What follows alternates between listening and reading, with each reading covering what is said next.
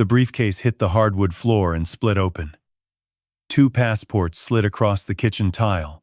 Same face, different names. One belonged to my daughter's husband. The other belonged to a stranger with a wife and 2 kids in Charleston. My son-in-law wasn't who he said he was. He was planning to disappear in 11 days. But I'm a retired detective, and I had other plans for him. Let me take you back 30 minutes. Just 30 minutes before my entire world cracked open like that leather briefcase on my kitchen floor. It was an ordinary Thursday morning in Savannah. The kind of morning where the light comes through the Spanish moss in golden threads, and the air smells like coffee and magnolia blossoms even in November. I woke at 6:15. Same as always, to the sound of mockingbirds arguing outside my window.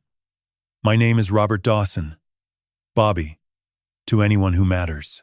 64 years old, retired detective, 30 years with the Savannah-Chatham Metropolitan Police Department. These days, my mornings are not about case files and interrogation rooms. They are about scrambled eggs, school lunches, and making sure 2 small humans get to the bus stop on time. 2 years ago, Helen died. Ovarian cancer. She fought it for 14 months, and I sat beside her bed every single day until the end. We had planned everything together. Retirement on Tybee Island. Fishing trips. Grandchildren running through our house on Sunday afternoons. But cancer does not care about your plans. One February morning, she squeezed my hand, whispered my name, and she was gone. Amber begged me to move in. "Daddy, you cannot stay in that house alone. Every room has Mom in it." She was right. So I sold the bungalow on Victory Drive, gave Amber and Marcus $180,000 toward the down payment on this beautiful Victorian on Abercorn Street, and moved into the guest room upstairs. It was not the retirement Helen and I dreamed of, but it was family. And after 30 years of seeing the worst humanity could offer, family was everything. I padded downstairs in my slippers, careful on the creaking steps. The kitchen smelled like the coffee Amber had set to auto-brew before she left for work. My daughter was always the early riser, had to be at the veterinary clinic by 7:30. She worked as a receptionist there, a steady job that kept things comfortable. "Morning, Grandpa." Sophie's voice floated from the living room. 8 years old, already dressed in her school uniform, reading a chapter book with her legs tucked under her on the couch. That kid read more than most adults I knew. "Morning, sweetheart. Where's your brother?" "Still in bed." I tried. She shrugged with the exasperated patience of an older sister who had given up. I smiled and climbed back upstairs. Jake's room was a disaster zone of Legos, dinosaur figurines, and one very tangled Spider-Man blanket. The 5-year-old was buried, somewhere beneath it all. "Jake, buddy. Time to get up." "School day." A groan. A small hand emerged from the blanket fortress. "I am making scrambled eggs." The blanket flew back. "With bacon? Is there any other way?" 10 minutes later, both kids sat at the kitchen table. Sophie cut her toast into precise triangles, methodical and focused. Jake was getting more eggs on his pajama shirt than in his mouth. "Easy there, champ." I wiped his chin with a napkin. "The food goes inside you, not on you." Marcus came thundering down the stairs. Ty half nodded, phone pressed to his ear.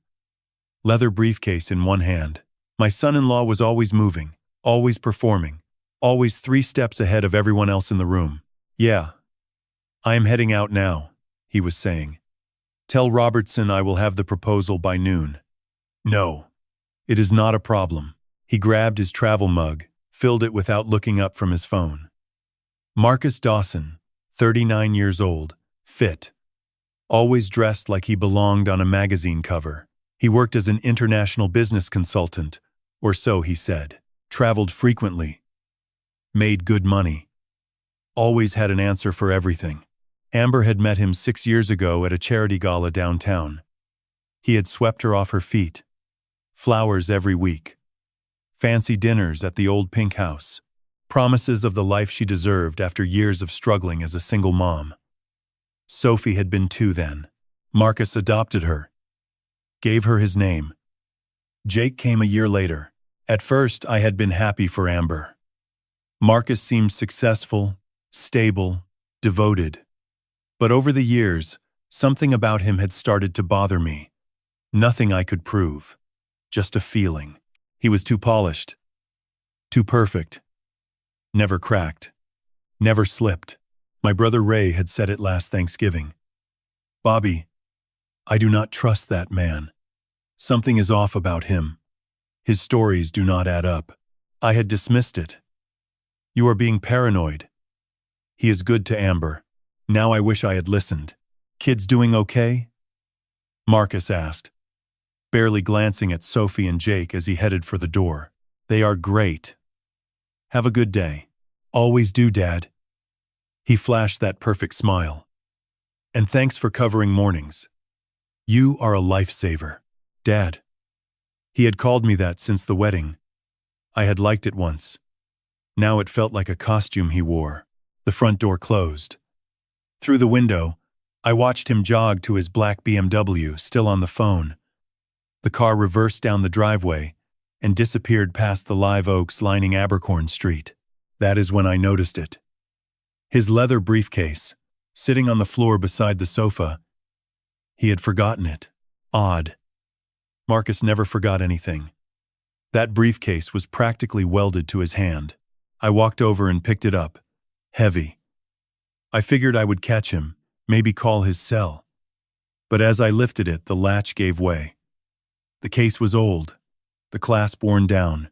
It slipped from my grip and hit the hardwood floor with a crack that echoed through the empty house. Documents scattered everywhere. White pages sliding across the dark wood like a hand of cards dealt by an angry dealer. And there, spinning slowly on the polished tile of the kitchen threshold, 2 small blue booklets, passports. I knelt down and picked up the first one. United States of America. I opened it. Marcus James Dawson. The photo was him. My son-in-law. I picked up the second one. Same blue cover. Same gold eagle. I opened it. Same face staring back at me. But the name read Dominic Allen Hale. My hands went still. 30 years of detective work, and I knew exactly what I was looking at. A man with 2 identities. And in my experience, men with 2 names always had something to hide. I flipped through the Hale passport. Stamps from Dubai, Panama, the Cayman Islands, recent ones. Then I saw the folded paper tucked inside the back cover. A flight itinerary. One way. Savannah to Dubai via Atlanta. November 14th. 11 days from now. 1 passenger. Dominic Hale. Not Marcus Dawson. Not my daughter's husband. A ghost. My heart hammered as I reached for the other documents scattered across the floor. Bank transfers. Account numbers I did not recognize. A photograph creased from being folded, showing Marcus with his arm around a woman I had never seen before. Young brunette, smiling. 2 small boys beside them. Toddlers. Twins. On the back. In Marcus's handwriting, V and the boys. August. I stared at that photograph. At my son-in-law's face, smiling at another family like they were his whole world. The same smile he gave Amber. The same smile he gave me. That is when I heard it. The sound of tires on gravel. An engine cutting off. A car door slamming. Marcus was back. 30 years on the force taught me one thing above all else. Control your face. You can be terrified, furious, heartbroken, but if your face stays neutral, you stay alive. That training kicked in before my brain even caught up. I dropped to my knees, scooped the documents off the floor with both hands, shoved them back into the briefcase in whatever order they landed. The passports went in last. I pressed the broken latch down, knowing it would not hold, and stood up just as keys scraped against the front door lock. My phone. I had taken one photo. Just one. The second passport. Dominic Hale's face, staring up from the page. I slid the phone into my back pocket and positioned myself between the sofa and the door, briefcase in hand, face arranged into mild concern. The door swung open. Marcus stood there, jacket over one arm, tie still loose.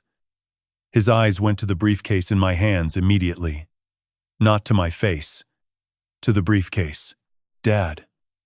His voice was casual, but his gaze was sharp. Forgot something, I noticed. I held it up, gave it a little shake. Found it by the couch. Latch is busted, by the way. Might want to get that fixed. He stepped inside, closing the door behind him. The hallway felt smaller with him in it. Marcus was 6'1", broad-shouldered, the kind of physical presence that filled a room. I am 5'9", 64 years old with a bad knee from a foot chase in '98. But I had faced down armed drug dealers in Yamakra village without flinching. I could handle my son-in-law. He walked toward me, hand extended. His movements were easy, relaxed. But I had spent 3 decades reading body language, and I could see the micro-tension in his jaw, the way his eyes swept the floor, checking for anything out of place. Thanks, Dad. He took the briefcase from me. Our fingers brushed. His were cold and dry. Mine were steady. I made sure of that. He tested the latch, frowning when it wobbled. Yeah, this thing is ancient. Been meaning to replace it. He looked up at me. Everything fall out? Some papers slid out when I picked it up. I kept my voice light, apologetic. Sorry about that. Tried to stuff them back in order, but I am sure I scrambled everything. His jaw tightened. Just for a second. Then, that smile returned. No worries. Just client proposals and contracts. Boring business stuff. Boring business stuff. 2 passports, 2 identities, a one-way ticket to Dubai, a photograph of a second family. Boring business stuff. I should have brought it out to you, I said, moving toward the kitchen, putting distance between us, making my body language say nothing to see here. Figured you would need it for your meetings today. Appreciate that. He tucked the briefcase under his arm, but his feet did not move toward the door. He stood there, watching me, reading me the same way I was reading him. Marcus paused, then asked the question I had been dreading. You did not open it, did you? My heart stopped for one beat. I turned from the kitchen counter, letting confusion settle over my face. The way an innocent man would react to a strange question. Open it? Why would I open your briefcase, Marcus? He studied me. 2 seconds. 3. In an interrogation room, I would have called this the pressure pause. Let the silence do the work. See if the subject fills it with nervous chatter. I did not fill it. I just looked at him with raised eyebrows, waiting. 30 years of practice. Just asking, he said finally. Some of that stuff is confidential. Client privacy. You know how it is. I poured myself a cup of coffee. Needed something to do with my hands. Took a slow sip. Of course, I barely looked at anything. Just saw papers and tried to get them back inside before you noticed. I chuckled. Last thing I need is you thinking your old father-in-law is snooping through your work. Marcus laughed. Short. Controlled. Right. Course not. But he still did not leave. He adjusted his grip on the briefcase, shifted his weight from one foot to the other. Then his eyes dropped to the floor, scanning, looking for something. A stray document, maybe. A passport that did not make it back inside. The floor was clean. I had made sure of it. Well, he said, straightening. Better get going. Running late already. Drive safe. He walked to the door, then stopped. Hand on the knob. Half turned back toward me. Hey, Dad. Yeah? You know I appreciate everything you do around here, right? With the kids and the house and all. You are a real part of this family. The words should have been warm. Instead, they felt like a test. Like he was measuring my reaction. checking whether Dad still meant what it used to mean. I know, son. Feeling is mutual. He nodded, smiled, opened the door, and stepped out into the November morning. I did not move.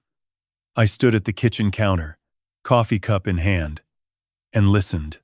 His footsteps on the porch, down the stairs, across the gravel driveway, the BMW door opening, closing, the engine starting, but he did not drive away. Through the kitchen window, I could see his car sitting in the driveway, engine running, and Marcus behind the wheel, not moving, not on his phone, just sitting there, staring at the house, at me. 1 minute passed. Then 2. The longest 2 minutes of my life, since Helen's last breath. Then the BMW reversed slowly, turned onto Abercorn Street, and disappeared beneath the canopy of live oaks. Only then did my hands begin to shake. I set down the coffee cup before I dropped it, and gripped the edge of the counter. My legs felt like water. Adrenaline that had kept me stone-faced during those 5 minutes came flooding out all at once, leaving me hollow and trembling. He knew something was off. I had seen it in his eyes, in the way he lingered, in that question. You did not open it, did you? He was suspicious. Not certain, but suspicious. And a suspicious con man is a dangerous con man. I pulled out my phone with unsteady fingers and opened the camera roll. There it was. One photograph. Slightly blurred from the rush, but clear enough. A United States passport. The name Dominic Allen Hale. Date of birth, April 7th, 1985. And Marcus's face, unmistakable, staring back at me from the photo page. One piece of evidence. Not enough to prove anything in court, but enough to start pulling the thread. I scrolled through my contacts and found the name I needed. Ray Dawson. My younger brother, 61 years old. Veterinarian with a practice in Pooler. The only person left on this earth who I trusted without question. I pressed call. It rang twice. Bobby? Everything all right? No, I said quietly. I need to see you today. Right now. What is wrong? You sound shaken. I looked at the empty driveway through the window. At the spot where Marcus had sat, watching me for 2 full minutes. At the ghost of his BMW, still lingering in my mind like a threat. Everything, I said. I found everything. And Ray, I need you to remember what you told me last Thanksgiving about Marcus. Because you were right. You were right about all of it. The drive to Pooler took 22 minutes. I gripped the steering wheel the entire way, knuckles white, replaying everything in my head. 2 passports, 2 names. A one-way flight to Dubai. A photograph of a woman and twin boys I was never meant to see. Every mile added another question and I had no answers. Ray was waiting in the parking lot of the Collins Quarter on Drayton Street. My brother stood by his pickup, arms crossed, reading my face before I even got out of the car. Bobby, you look like hell. Feel like it too. We took a corner booth away from the other patrons. The lunch crowd had not arrived yet. A waitress brought coffee. Neither of us ordered anything else. Ray Dawson is 61, built like a fire plug, with the calm patience of a man who spends his days treating frightened animals. He is also the most perceptive person I know outside a police precinct. Animals cannot lie to him. Neither can people. Talk to me, he said. So I told him. The briefcase. The broken latch. 2 passports on my kitchen floor. The name Dominic Allen Hale. The flight to Dubai on November 14th. The photograph with Marcus's handwriting on the back. I pulled out my phone and showed him the passport photo I had managed to capture. Ray stared at it for a long time. Son of a bitch, he whispered. It is a one-way ticket, Ray. 1 passenger. He is not taking Amber, not Sophie, not Jake. He is planning to disappear. Ray leaned back, ran both hands over his face. When he looked at me again, something harder had settled behind his eyes. Last Thanksgiving, he said. The back porch, I told you something was off about him. I remember. His stories never added up. The business trips with no details. The money from nowhere. The way he controlled every room he walked into. I closed my eyes. And I told you that you were being paranoid. The guilt hit me square in the chest. I should have listened. But Marcus had been charming. He called me Dad. He played catch with Jake. He brought Amber flowers on Tuesdays. I wanted him to be real. I was wrong. I said quietly. Ray leaned forward. Bobby, this is not some guy having an affair. 2 passports. Stamps from Dubai and Panama. A one-way ticket. This is professional. This is planned. And if he has another family somewhere, there is another woman out there who does not know she is married to a ghost. The thought had been circling my mind the entire drive over. Marcus was not just lying to us. He was lying to everyone. And in 11 days, he planned to leave them all behind. What do we do? Ray asked. I felt something shift inside my chest. The same feeling I used to get when a case cracked open. When the path forward became clear, I investigate, I said. That is what I do. Bobby, you are retired. My badge is retired. My brain is not. I have the name Dominic Hale. I have a photograph. I still have connections at the department. People who owe me favors. Give me 48 hours. And then we decide. Police. FBI. Whatever it takes. But first I need to know how deep this goes. Ray nodded. What do you need from me? Cover. If Marcus asks where I am, you are my alibi. Bobby went fishing with Ray. Bobby was at Ray's place. Done. And watch Amber. Not obviously. Just pay attention to how he treats her. Whether she seems afraid. Ray's expression darkened. You think he is hurting her? A man who forges documents and plans to flee the country is capable of anything. We sat in silence for a moment. Ray put his hand on my shoulder as we stood to leave. Helen would be proud of you, he said. She always knew you would never really stop being a detective. Her name sent a sharp ache through me. Helen had kept me grounded for 30 years. Without her, I had almost lost myself. But now, for the first time since she died, I felt that old fire reigniting. Purpose, a case to solve. A family to protect. I drove home and waited for Marcus to leave for the afternoon. Then I sat at my laptop, closed the guest room door, and went to work. Public records are a beautiful thing when you know where to look. And after 3 decades in law enforcement, I knew exactly where to look. Dominic Allen Hale. April 7th, 1985. I ran the name through every database I could access. County records, property filings, court documents. It took 2 hours. But I found it. A property record in Charleston, South Carolina. A house purchased 18 months ago. Buyer listed as Dominic A. Hale. Co-signer on the mortgage. A woman named Vanessa Marie Cole. Charleston. 4 hours up Interstate 95. Close enough to maintain 2 families if you traveled frequently. Close enough to keep 2 lives spinning without either knowing the other existed. I searched for Vanessa Cole online. Found her social media. Public profile. Photos of a modest house with a white fence. 2 toddlers with identical faces and big brown eyes. Twin boys. And in several older photographs, a man beside her, with his arm around her waist. Marcus. Smiling at another woman. In another city. Living another life. I sat back and stared at the screen until my eyes burned.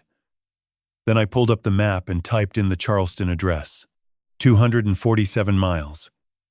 4 hours and 12 minutes. Saturday morning, I was going to knock on Vanessa Cole's door, and I was going to find out exactly how many lives my son-in-law had built on lies. I left Savannah at 5:30 Saturday morning, before the sun cleared the marshes along the coast. The drive up Interstate 95 was empty and gray, the November dawn barely a suggestion behind heavy clouds. 4 hours alone with my thoughts. 4 hours of rehearsing what I would say to a woman whose life I was about to shatter. How do you knock on a stranger's door and tell her that her husband belongs to someone else? That the man she sleeps beside every night has been living a parallel life 247 miles south? I had delivered death notifications in my career, told parents their children were not coming home. But this felt different. This was personal. Charleston appeared around 10 in the morning. I followed my GPS through historic streets lined with palmetto trees until I reached a quiet residential neighborhood north of the city. Modest homes with tidy lawns, children's bicycles on porches, the kind of place where families put down roots. The house at the address from the property records was a 2-story craftsman with pale blue siding and a white picket fence. A plastic playhouse sat in the front yard beside a sandbox. 2 small pairs of rain boots lined up by the door. I parked across the street and sat there for a full 5 minutes. My hands on the wheel, my heart in my throat. Then I got out, crossed the street, and knocked. The woman who answered was younger than I expected. Early 30s, dark hair pulled back in a loose ponytail, tired eyes. Pretty in that exhausted way mothers of toddlers always are. She held the door half open. One hand braced against the frame. "Can I help you?" Behind her, I could hear small feet running. Laughter. The twin boys from the photograph, alive and real, and completely unaware of what their father was. "Ma'am, my name is Robert Dawson. I am from Savannah. I need to speak with you about the man you know as Dominic Hale." Her face changed. Not fear, not suspicion, confusion. She tilted her head slightly, the way people do when they hear something that does not fit the shape of their world. "You know Dominic?" "I do.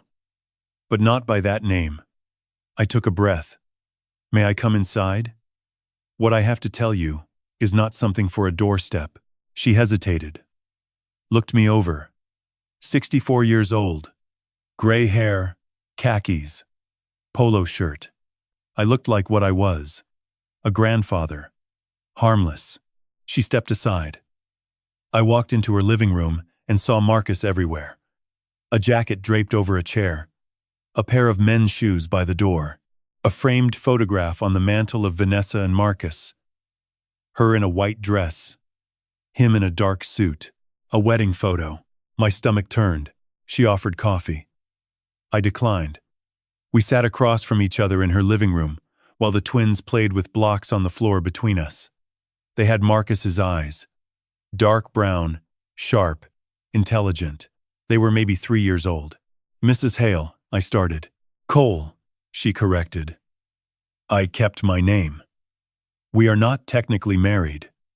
Dominic said he had legal complications from a previous marriage that needed to be resolved first." She said it matter-of-factly, but I could hear the edge underneath, the doubt she had been carrying without admitting it. "Miss Cole, the man you know as Dominic Hale is also known as Marcus Dawson. He is my son-in-law. He has been married to my daughter for 6 years. They have 2 children together and live in Savannah." Vanessa stared at me. For 5 full seconds, nothing moved in her face. Then her lips parted slightly. Her hand came up to cover her mouth. "No," she said. "That is not." "No." I pulled out my phone, showed her the passport photograph. Then I opened Amber's social media, the photos of our family at Forsyth Park last Easter. Marcus, with his arm around Amber, Sophie on his shoulders, Jake holding his hand. Vanessa looked at the screen. Her face crumpled. Not all at once. Slowly, like a building collapsing inward, floor by floor. "Oh God," she whispered. The twins looked up at the sound of their mother's voice breaking. One of them toddled over and put a small hand on her knee. "He told me I was the only one," she said, tears spilling down her cheeks. "He told me he had never been married before, that he traveled for work, import and export consulting, that he would be home more soon, that we would move to Dubai together, start fresh. Dubai. The same destination, the same lie, the same exit strategy, wrapped in different paper, for different women. He told my daughter the same things, I said quietly. Different details. Same promises. Vanessa wiped her face with the back of her hand. Took a shaky breath.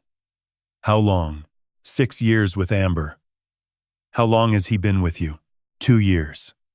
We met at a conference in Atlanta. She laughed bitterly. He was so charming, so attentive. Flew to Charleston every other week. Said his company had a satellite office here. There is no company, I said. No office. No import business. Just lies. Vanessa stood abruptly, pacing to the window and back. The twins watched her with wide, uncertain eyes. Is he dangerous? She asked. I do not know yet. But he is planning to disappear. I found a one-way ticket to Dubai under the Hale name. November 14th. 11 days from now. She went still. He told me we were moving to Dubai in December, that he was setting everything up. I gave him $40,000 last month for the apartment deposit. $40,000. Combined with what he was likely draining from Amber's accounts, from my investment. This man was systematic, methodical, a professional predator. There is something else, Vanessa said slowly. She picked up her phone from the coffee table and scrolled through messages. Last week he texted me about changing our dinner reservation, but he sent a message to the wrong thread first, then deleted it. I saw the notification before it disappeared. She looked up at me. It said, "Cannot wait to see you Friday," with a diamond emoji. Signed off with the name Christina. I am not Christina, she said. And clearly neither is your daughter. The room tilted slightly. A third woman. Not Amber. Not Vanessa. Someone else entirely. Marcus was not juggling 2 lives. He was juggling 3. I drove back to Savannah with Vanessa's number in my phone and a promise that we would bring this man down together. The highway stretched out before me, flat and endless, and all I could think was how many more women were out there. How many more families built on sand. Marcus was not a man having an affair. He was a predator running a system, and I was going to dismantle it piece by piece. Sunday morning I told Marcus I was going fishing with Ray. He barely looked up from his phone, just nodded and said, "Have fun." Amber poured my coffee into a thermos and kissed my cheek at the door. "Be careful out on the water, Daddy." The guilt of lying to her twisted in my gut. But the truth would come soon enough. Ray picked me up in his truck. We drove to his house in Pooler and set up in his home office. No fishing, no river, just 2 brothers and a phone full of evidence. My first call went to Danny Ruiz, retired sergeant, Savannah, Chatham, PD. Worked narcotics with me for 15 years. We had not spoken in 6 months, but Danny picked up on the second ring and did not ask questions when I told him I needed a favor. Dominic Allen Hale, I said. Date of birth, April 7th, 85. Can you run him through NCIC for me? Danny called back in 40 minutes. Bobby, your guy has an active warrant out of South Carolina. Fraud and wire transfer charges. Another one in Georgia. Same thing. Total damages listed at $2.3 million. He has been in the wind for 14 months. $2.3 million. 14 months on the run. And the whole time, he had been sitting at my kitchen table, eating my daughter's cooking, playing with my grandchildren. I made my second call to the FBI tip line. Explained that I had located a federal fugitive living under an assumed identity in Savannah, Georgia. Gave them the basics. They took my information, assigned a case number, and said an agent would be in contact within 48 hours. Then I went home. It was late afternoon when I pulled into the driveway. Marcus's BMW sat in its usual spot. Through the kitchen window, I could see Amber at the stove. Marcus sat at the table, his laptop open, phone in hand. Sophie was doing homework beside him. Jake played on the floor. A perfect family scene. And every piece of it was built on sand. I walked inside and said hello. Made small talk. Helped Jake build a dinosaur out of Legos. But I was watching Marcus, studying him the way I used to study suspects through one-way glass. And now that I knew what to look for, I could see everything. The way Amber asked him before pouring herself a glass of wine. The way she checked his expression before answering a question. The way she flinched, barely perceptible, when he put his hand on her shoulder. Small things. The kind of things I should have noticed months ago. At dinner, Marcus controlled the conversation entirely. Where they would eat. What the kids would have. When Amber mentioned a coworker's birthday party next weekend, Marcus shut it down immediately. "We have plans Saturday," he said. His tone was light, but his eyes were not. "What plans?" Amber asked. "I will tell you later." "It is a surprise." He smiled at her. The same smile he had given me when he took back the briefcase. Surface charm, with nothing behind it. After the kids went to bed, I sat in my room and waited. Listened to the house settle. Marcus and Amber's bedroom door closed at 10:15. Low voices. Then, silence. At 11, Marcus came back downstairs. I heard his office door open and close. The soft click of a lock. I waited another hour. At midnight, the office light went dark. Marcus's footsteps climbed the stairs. Their bedroom door closed again. Silence. At 1:45, I moved. The hallway was black. I avoided the third step from the top, the one that creaked, and made my way downstairs on bare feet. Marcus's office was at the end of the ground floor hallway. The door was locked, but it was a simple interior lock, a straightened paperclip, and 15 seconds of work. The office was immaculate. Desk cleared. Filing cabinet closed. His laptop sat in the center of the desk, screen dark. I opened it carefully. The login screen glowed blue in the darkness. Password. I thought about it. Marcus was careful, but also arrogant. The kind of man who believed no one would ever get this far. I typed his birthday, the one on the Dominic Hale passport. April 7th, 85. 040-71985. The screen unlocked. His desktop was clean. A few folders labeled with generic corporate names.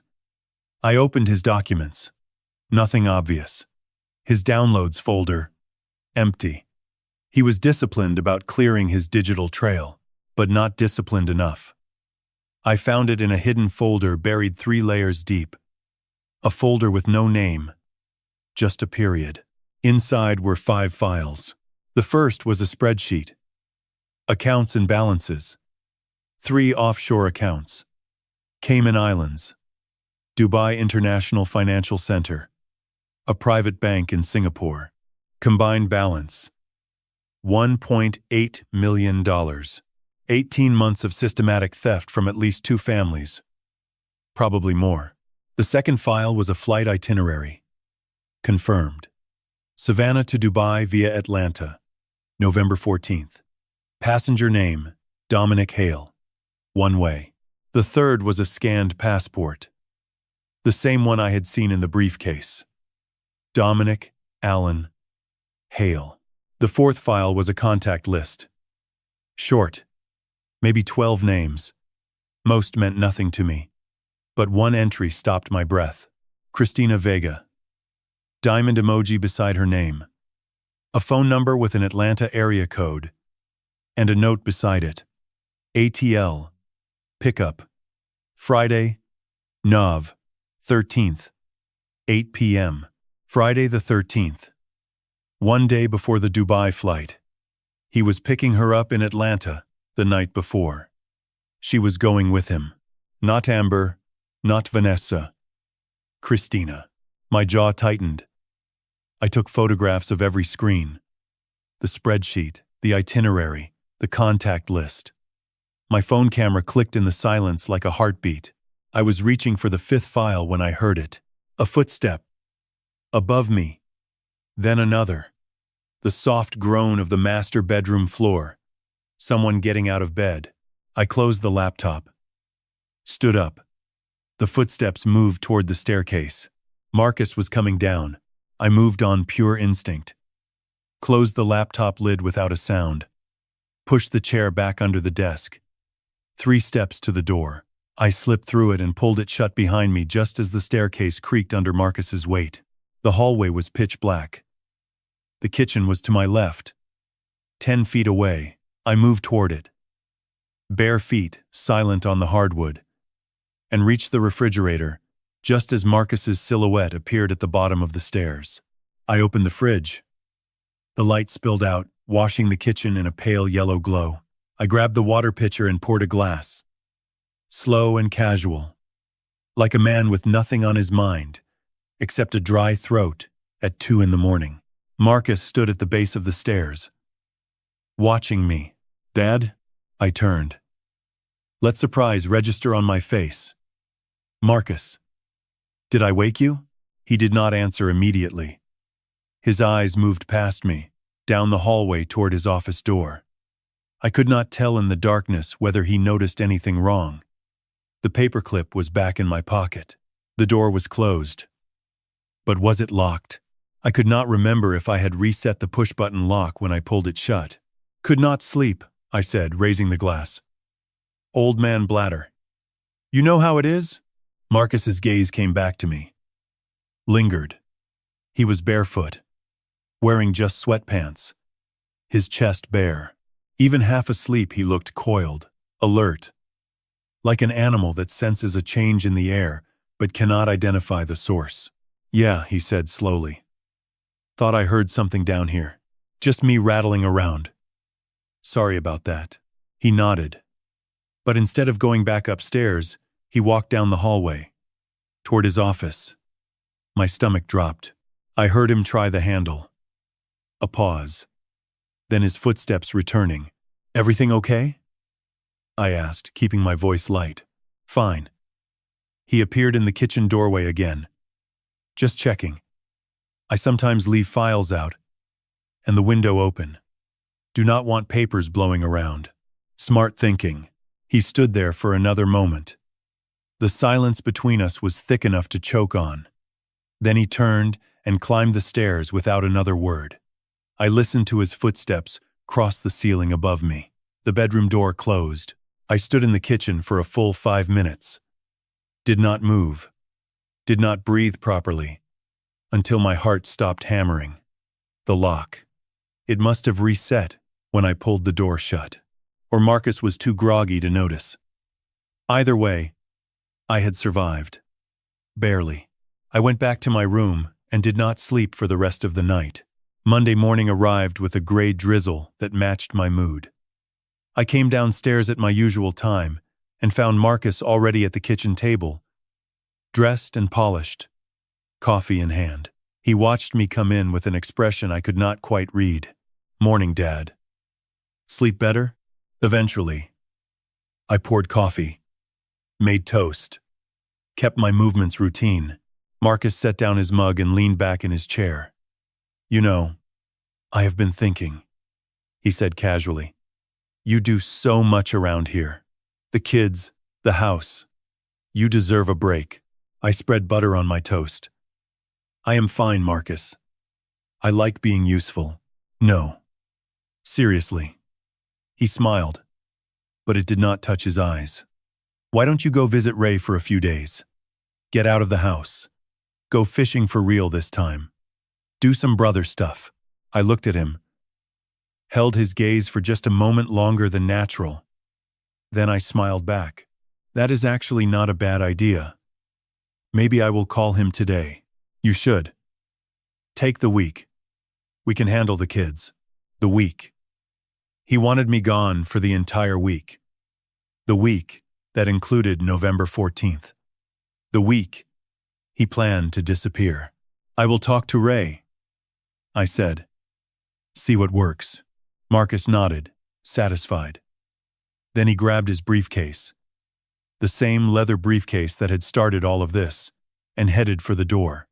He paused with his hand on the knob and looked back at me. "Hey, Dad? Yeah, I appreciate you. You know that, right? Family means everything to me." The words were poison wrapped in silk. I swallowed the rage building in my throat and smiled. Same here, son. Same here. The door closed. His BMW pulled out. I stood at the kitchen window and watched him disappear down Abercorn Street. Then I pulled out my phone and texted Ray. He is trying to get rid of me. Wants me gone all week. He is getting nervous. We need to move faster. Ray replied in 30 seconds. Agreed. What is the play? FBI. I need that agent to call me back. Today, as if summoned by the thought, my phone rang 20 minutes later. Unknown number. Savannah area code. Mr. Dawson? This is Special Agent Diane Kowalski, FBI Savannah Field Office. You submitted a tip regarding a federal fugitive named Dominic Hale? That is correct. I have reviewed your submission. I would like to meet with you as soon as possible. Can you come to our office tomorrow morning? 6 a.m. I will be there. Mr. Dawson. One more question. You stated in your tip that this individual is living under the name Marcus Dawson and is married to your daughter. Is that correct? Yes. A pause. How confident are you in this identification? I looked out the window at the empty driveway. At the spot where Marcus's BMW had been parked 5 minutes ago. At the home, he was hollowing out from the inside. Agent Kowalski, I said. I spent 30 years as a detective. I have photographs, financial records, offshore account numbers, and a co-victim in Charleston who can corroborate everything. I am completely confident. Another pause. Longer this time.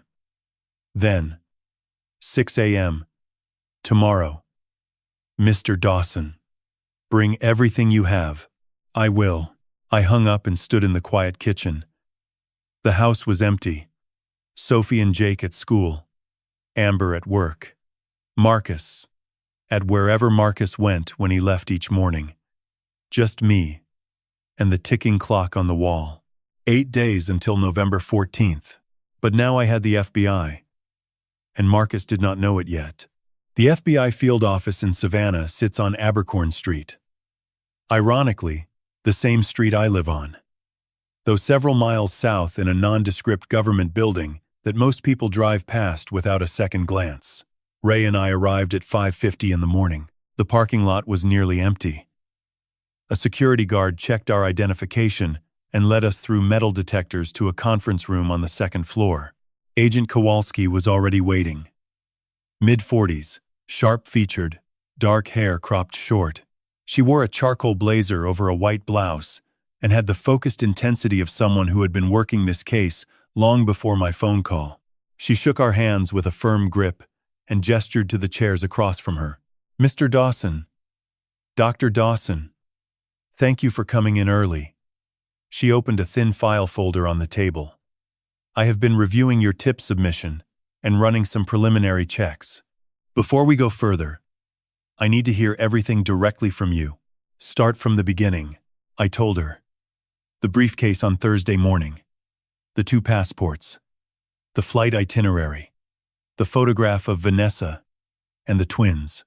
Marcus coming back, the way I had to perform calm while my hands wanted to shake. My trip to Charleston. Vanessa's confirmation. The offshore accounts on Marcus's laptop. The Christina Vega. Contact. I slid my phone across the table with every photograph I had taken. The Dominic Hale passport. The spreadsheet showing 1.8 million in offshore accounts. The flight booking. The contact list with Christina's name and the diamond emoji. Kowalski studied each image. Her expression did not change, but her pen moved faster across the legal pad beside her. When I finished, she set down the pen and looked at me. Mr. Dawson, I want you to know that Dominic Allen Hale has been on our radar for 14 months. He ran a sophisticated fraud operation in South Carolina and Georgia. Targeted professionals, mostly women in their 30s and 40s, gained their trust, gained access to their finances, drained their accounts, and vanished. Total confirmed losses across 7 victims, $2.3 million. 7 victims, I repeated. That we know of. She tapped the file. He disappeared from Fargo, North Dakota, 14 months ago. We traced him as far as Atlanta before the trail went cold. And now here he is, living as Marcus Dawson in Savannah, married to your daughter for 6 years. 6 years, Ray said, his voice tight. He has been running this con for 6 years, under our noses. Kowalski nodded. Men like Hale are patient. They invest time, build trust, integrate themselves completely into a family structure before they begin extracting assets. Your daughter was not a quick score. She was a long-term operation. The words hit me like ice water. My daughter. A long-term operation. Marcus had not fallen in love with Amber. He had targeted her. What about Vanessa Cole? I asked. We have been in contact with Miss Cole since your tip came in. Her account corroborates everything. Hale began his relationship with her 18 months ago while maintaining the Dawson identity in Savannah. Classic parallel operation. And Christina Vega? Kowalski shook her head. We are still working on identifying her. The Atlanta area code and the note about a Friday pickup suggest she may be his newest contact, possibly another victim in the grooming phase. Or his travel companion, I said. He is picking her up in Atlanta the night before the Dubai flight. She might be going with him. Kowalski wrote something down. That is a strong possibility. Either way, we will identify her before the 14th. What is the plan? Ray asked. Kowalski leaned forward, hands clasped on the table. Here is what I propose. We let Hale proceed with his exit plan. We do not spook him. We do not arrest him at home where your daughter and grandchildren could be caught in a volatile situation. Instead, we take him at the airport. Publicly. Cleanly. When he is already separated from your family and has all his incriminating materials on his person. Cash. Passport. Flight documents. That gives us the strongest case, she continued. Attempted flight to avoid prosecution. Possession of fraudulent identity documents. Whatever cash and evidence he is carrying becomes part of the seizure. Combined with the existing warrants and the new charges from Savannah, he is looking at 30 to 40 years. 30 to 40 years. The number settled over me like a warm blanket. But there is a complication, Kowalski said. Her tone shifted, became more careful. During our background investigation, we discovered that Hale purchased a firearm 4 months ago, a Glock 19, registered under the Marcus Dawson identity in Georgia. The room went cold. He has a gun, I said. A handgun. Yes. Which means we are treating him as armed and potentially dangerous. This changes the extraction protocol significantly. We will have a tactical team at the airport. But Mr. Dawson. She looked at me directly. It also means your family's safety is our absolute priority. We need your daughter and grandchildren out of that house before we make our move. If Hale feels cornered while they are still present, the situation could escalate rapidly. I know, I said. I have been thinking about that. How much does your daughter know? Nothing yet. But she needs to know soon. I cannot get her out of that house without telling her something. Kowalski considered this. Tell her what she needs to know to cooperate. That Marcus is not who he claims. That law enforcement is involved. That she and the children need to leave the house before Friday. But do not tell her about the gun. Not yet. She does not need that fear on top of everything else. I nodded. When do you need them out? Before Friday at the latest. Thursday would be better. It gives us a full day buffer in case Hale accelerates his timeline. I will make it happen. Kowalski stood and extended her hand. Mr. Dawson, I have to say, you have done in 1 week what our office could not accomplish in 14 months. Your investigative instincts are exceptional. I shook her hand. I am just a grandfather, trying to protect his family. She smiled. The first crack in her professional armor. That is exactly what makes you effective. She walked us to the door. One more thing. Keep your phone on at all times. If anything changes, if Hale's behavior shifts, if you feel your family is in immediate danger, call me directly. Day or night, Ray and I walked to the parking lot in silence. The sun had risen while we were inside, burning through the morning haze. I squinted against the light and felt the weight of everything pressing down on my shoulders. "He has a gun, Bobby," Ray said quietly. "I know. A Glock. In the same house as Sophie and Jake." "I know, Ray." We stood by his truck. Ray put both hands on the roof and bowed his head. "When are you telling Amber?" "Tonight," I said. "She deserves to know, and I need her help to get out clean." Ray looked at me. "Be careful how much you tell her. She has been living with this man for 6 years. The shock alone could break her." I thought of my daughter. Her tired eyes. The way she flinched when Marcus touched her. The way she asked permission before pouring a glass of wine in her own home. "She is already breaking," I said. "She just does not know why yet." I came home that evening to a dark kitchen. Marcus had taken the kids to soccer practice. Amber had texted me earlier. She would be home alone for an hour. When I walked in through the garage door, I expected to find her watching television or folding laundry.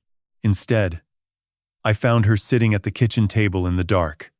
No lights on, no television. Just my daughter, alone at the table, her shoulders shaking with silent sobs. The sight stopped me in the doorway. For a moment, I was not a retired detective with a plan and FBI contacts. I was just a father, watching his little girl cry. "Amber." She looked up. Her face was blotchy, eyes swollen. She wiped her cheeks quickly with the back of her hand, the way she used to do when she was 12, and did not want me to see her upset. "Daddy."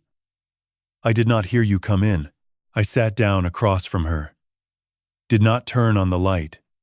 Sometimes darkness makes it easier to speak the truth. "What happened?" She shook her head. "Nothing. Just tired." "Amber."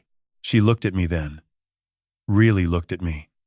And whatever wall she had been holding up for months, maybe years, crumbled right there at our kitchen table. "He cut off all my cards," she whispered. "Last week. Said we needed to consolidate finances. That he would handle everything from now on. I have no access to our joint account. No credit card. No savings. Nothing." I kept my face still, my hands flat on the table. "What else?" "He checks my phone every night.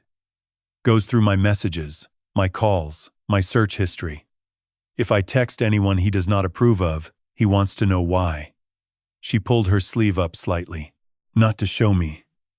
Just an unconscious gesture. But I saw it anyway. The faint yellow ghost of a bruise on her forearm. Already fading but unmistakable." "Has he hit you?" I asked. My voice came out quieter than I intended. "Not hit." She swallowed. Grabbed. Squeezed. Pushed me into the counter once. When I asked about a charge on the bank statement, he said I had no right to question him. That everything he does is for this family. How long? 2 years. Maybe longer. It started small. Checking my phone. Getting angry if I came home late from work. Then it got worse when I asked questions about money, about where he goes on his trips. My chest felt like someone had filled it with concrete. 2 years. My daughter had been living in a cage for 2 years, while I slept in the room upstairs, oblivious. "Amber," I said carefully, "I need to tell you something, and I need you to stay calm." She looked at me with exhausted eyes. "What?"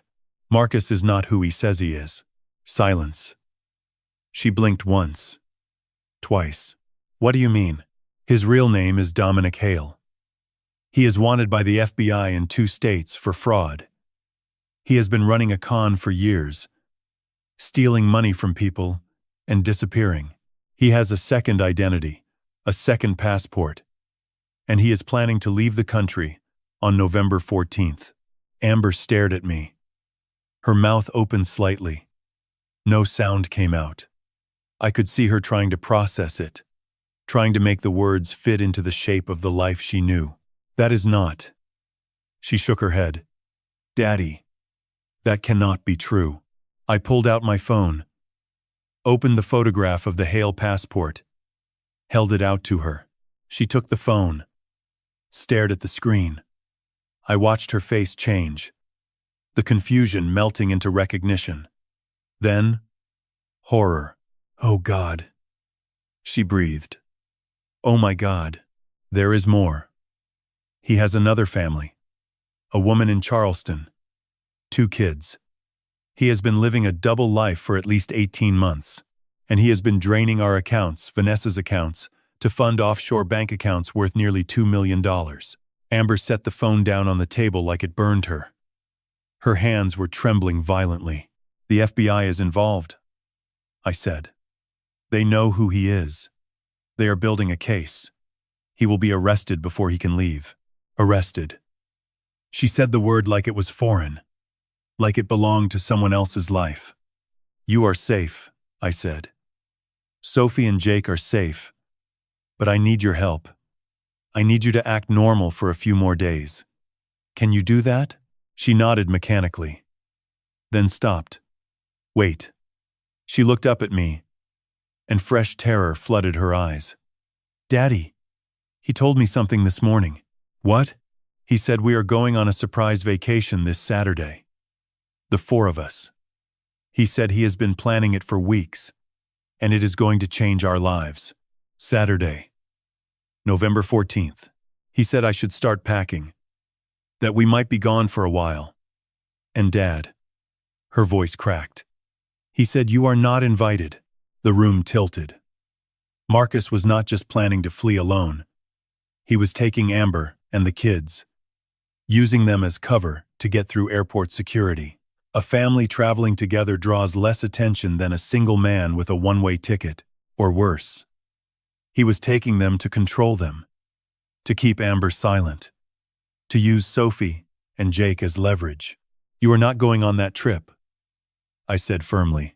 But if I refuse, he will know something is wrong.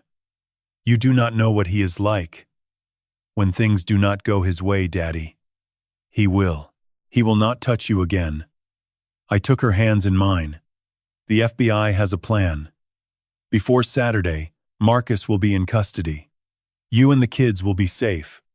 But I need you to trust me. Tears streamed down her face. She gripped my hands so tight her knuckles went white. I trust you, she whispered. Good.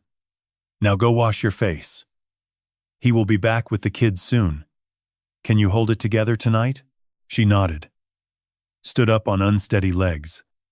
At the kitchen doorway, she stopped and turned back. Daddy? Yeah? How long have you known? 1 week. She was quiet for a moment. How did you find out? I almost smiled. He forgot his briefcase. She stared at me. Then something shifted in her expression. Not quite a smile, but something close to it. Something like the first flicker of hope. She went upstairs. I heard the bathroom sink running. I pulled out my phone and called Kowalski. She answered on the first ring. Dawson. What is it? He is planning to take my daughter and the grandchildren with him on Saturday. Told Amber it is a surprise vacation. She had no idea about any of it until this morning. Silence on the line. Then Kowalski spoke, her voice tight. That changes things. We need them out.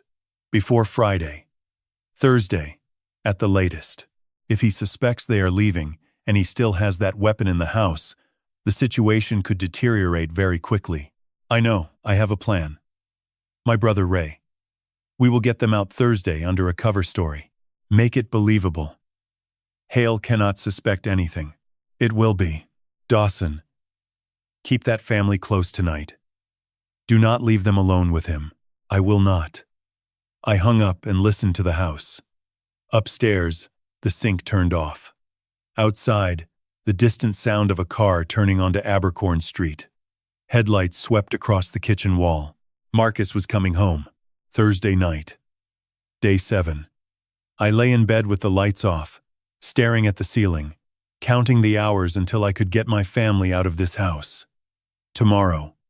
Just one more day of pretending. The house had been quiet since 10. Sophie and Jake asleep. Amber in her room, probably lying awake the same as me, her mind spinning with everything I had told her. Marcus had come home from work at his usual time, eaten dinner, played with Jake for 20 minutes, then retreated to his office. Normal behavior. Nothing unusual. Except nothing about this house was normal anymore. At 11:47 I heard it. A door opening downstairs. Soft footsteps crossing the living room floor. Then Marcus's voice, barely above a whisper, carrying up through the old Victorian vents, the way sound always does in these houses. I got out of bed slowly, moved to the heating vent in the corner of my room, knelt down and pressed my ear to the metal grate. Marcus's voice came through, distorted but audible. He was on the phone, speaking low, intimate, the kind of voice a man uses with a woman who is not his wife. Baby, I have got everything set. 2 first-class tickets. You and me. Friday night. Not Saturday. I moved it up. A pause. He was listening to the other end. No. I will pick you up at Hartsfield at 8. We will grab dinner, stay at the airport hotel, and fly out first thing Saturday morning. New plan. Better this way. Another pause. I know. But trust me, it is safer to leave a day early. Less chance of complications. I have the cash, the documents, everything. By Saturday afternoon, we will be in Dubai. New names. New life. Just you and me. He laughed softly. Low and warm. The same laugh he used on Amber. The same charm, recycled like a script performed for different audiences. Christina, I love you. See you Friday. The call ended. I heard him exhale. Then, his footsteps padded back across the living room and up the stairs. Past my door. Into the master bedroom. I stayed kneeling by the vent for a long time. My knees ached. My jaw was clenched so tight my teeth hurt. But I did not move until I heard the bedroom door close and the house fall silent again. Friday night. He had moved it up 1 full day. Not Saturday with Amber and the kids. Friday with Christina Vega. He was going to spend Thursday playing the devoted husband, kissing his children goodnight, calling Amber baby. Then Friday evening he would drive to Atlanta, pick up his mistress. And by Saturday morning he would be gone. And Amber would wake up to an empty bed, empty accounts, and 2 confused children asking where Daddy went. The cruelty of it made my stomach turn. Not just the theft, not just the fraud, but the deliberate tenderness, the calculated affection he was going to pour over Amber tomorrow, knowing it was the last time, using love as a sleeping pill to keep her docile until he was safely in the air. I pulled out my phone and opened the voice recorder. I had started recording 3 minutes into his phone call. The quality was poor, filtered through the vent, but his words were audible. Friday night. 2 first-class tickets. You and me. Dubai. New names. I saved the file and lay back on my bed. Morning came too fast. I had slept maybe 2 hours. When I came downstairs at 6:30, Marcus was already in the kitchen making pancakes. Pancakes. The man who never cooked breakfast was flipping pancakes with a spatula, humming to himself. Amber sat at the table, coffee untouched, watching him with an expression I could only describe as skin-crawling awareness. She knew now. She could see the performance for what it was. Morning, Dad. Marcus grinned at me over his shoulder. Making a big breakfast today. Family deserves it. Right? Smells great, I said. Sat down. Poured coffee. He served everyone with exaggerated cheer. Extra bacon for Jake. Cut Sophie's pancakes into perfect circles. Kissed Amber's forehead and whispered something in her ear that made her smile reflexively even though her eyes were dead. I watched it all and felt sick. After the kids left for the bus, Marcus lingered. He leaned against the counter, coffee in hand, watching me. "So, Dad, you talked to Ray about visiting this week?" "I did." I took a sip of coffee. "Going over there Thursday evening, actually. He is having a little birthday get-together. Thursday. Tomorrow." "That is the plan," I said. Marcus nodded slowly. His eyes did not leave my face. Something flickered behind them. Calculation. "Everything okay, Dad? You seem tense lately." I met his gaze. "Just getting old. Bones ache when the weather changes." He stared at me. I stared back. 5 seconds. 10. The kitchen clock ticked between us. Then Marcus smiled. That perfect, practiced, empty smile. "Well, enjoy Ray's birthday." He pushed off the counter. "I might be out late Friday. Business dinner. Do not wait up. Business dinner. First-class tickets to Dubai." Same thing apparently. He left the kitchen. I heard him grab his briefcase and head for the door. The same door. The same routine. But now, everything about it felt like a countdown. I waited until his BMW disappeared. Then I called Kowalski. "He moved it up," I said. "Friday evening. Not Saturday. He is picking up Christina Vega in Atlanta Friday night and flying out Saturday morning." Kowalski was quiet for 3 seconds. "You are certain?" I recorded his phone call through the vent. He said Friday night. 2 first-class tickets. Dubai. New names. "Can you send me that audio?" "Sending now." She received it. Another pause. "This changes our timeline significantly. We need your family out tomorrow, Bobby. Not Friday. Thursday." "I know. We have the cover story. Ray's birthday. I am taking Amber and the kids there tomorrow evening." "Good. And Bobby, listen to me carefully. Once you leave that house tomorrow, you do not go back. None of you. We will have surveillance on Hale from that point forward. If he tries to contact Amber, do not respond. If he comes to Ray's house, call 911 immediately." "Understood. One more thing. That Glock. We do not know if he keeps it in the safe, in his car, or on his person. Assume he is armed at all times. Do not confront him. Do not give him any reason to feel cornered before we are ready." "I will not." "Good. Friday evening. We will be at Savannah Hilton Head International. When he shows up with Christina Vega, we take him down. This ends Friday, Bobby." I hung up and sat alone in the kitchen. The pancake smell still lingered.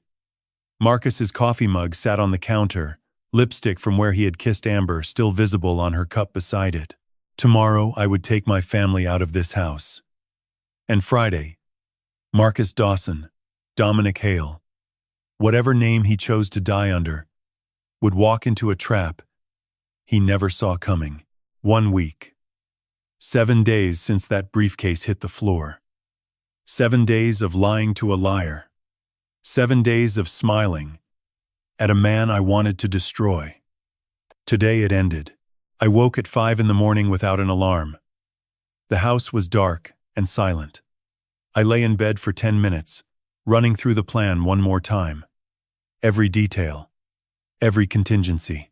By tonight, Amber, Sophie, and Jake would be at Ray's house with 2 FBI agents watching the perimeter.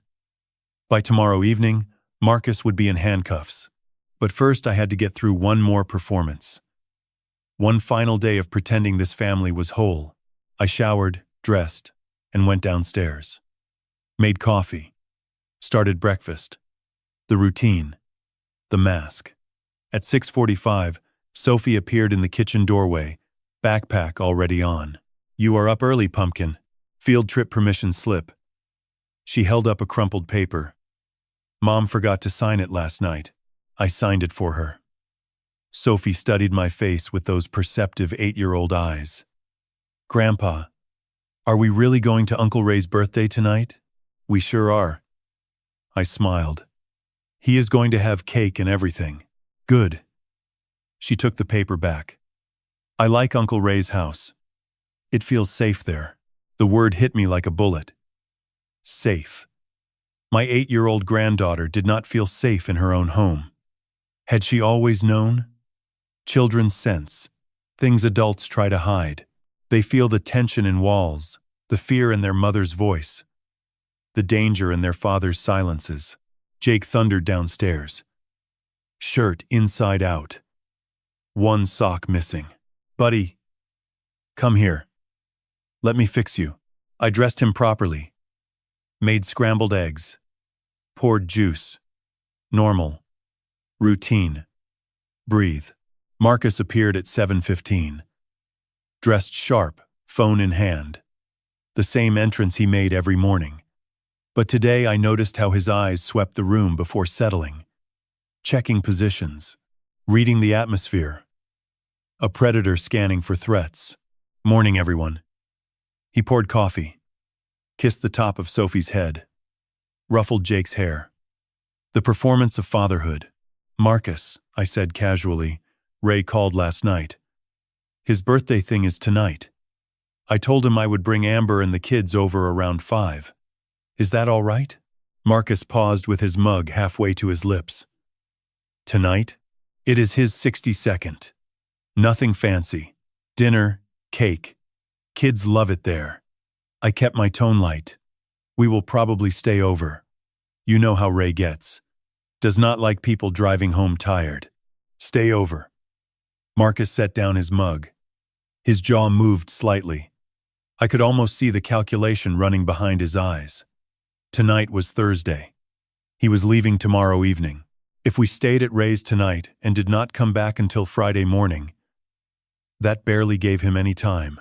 Amber, you want to go? He turned to her. This was the moment. Amber was standing at the counter, pouring Jake more juice. Her back was to Marcus. I watched her shoulders tighten. 1 breath. 2. She turned around with a smile that looked almost genuine. Sure. The kids have been begging to see Uncle Ray's dogs. And honestly, a night out sounds nice.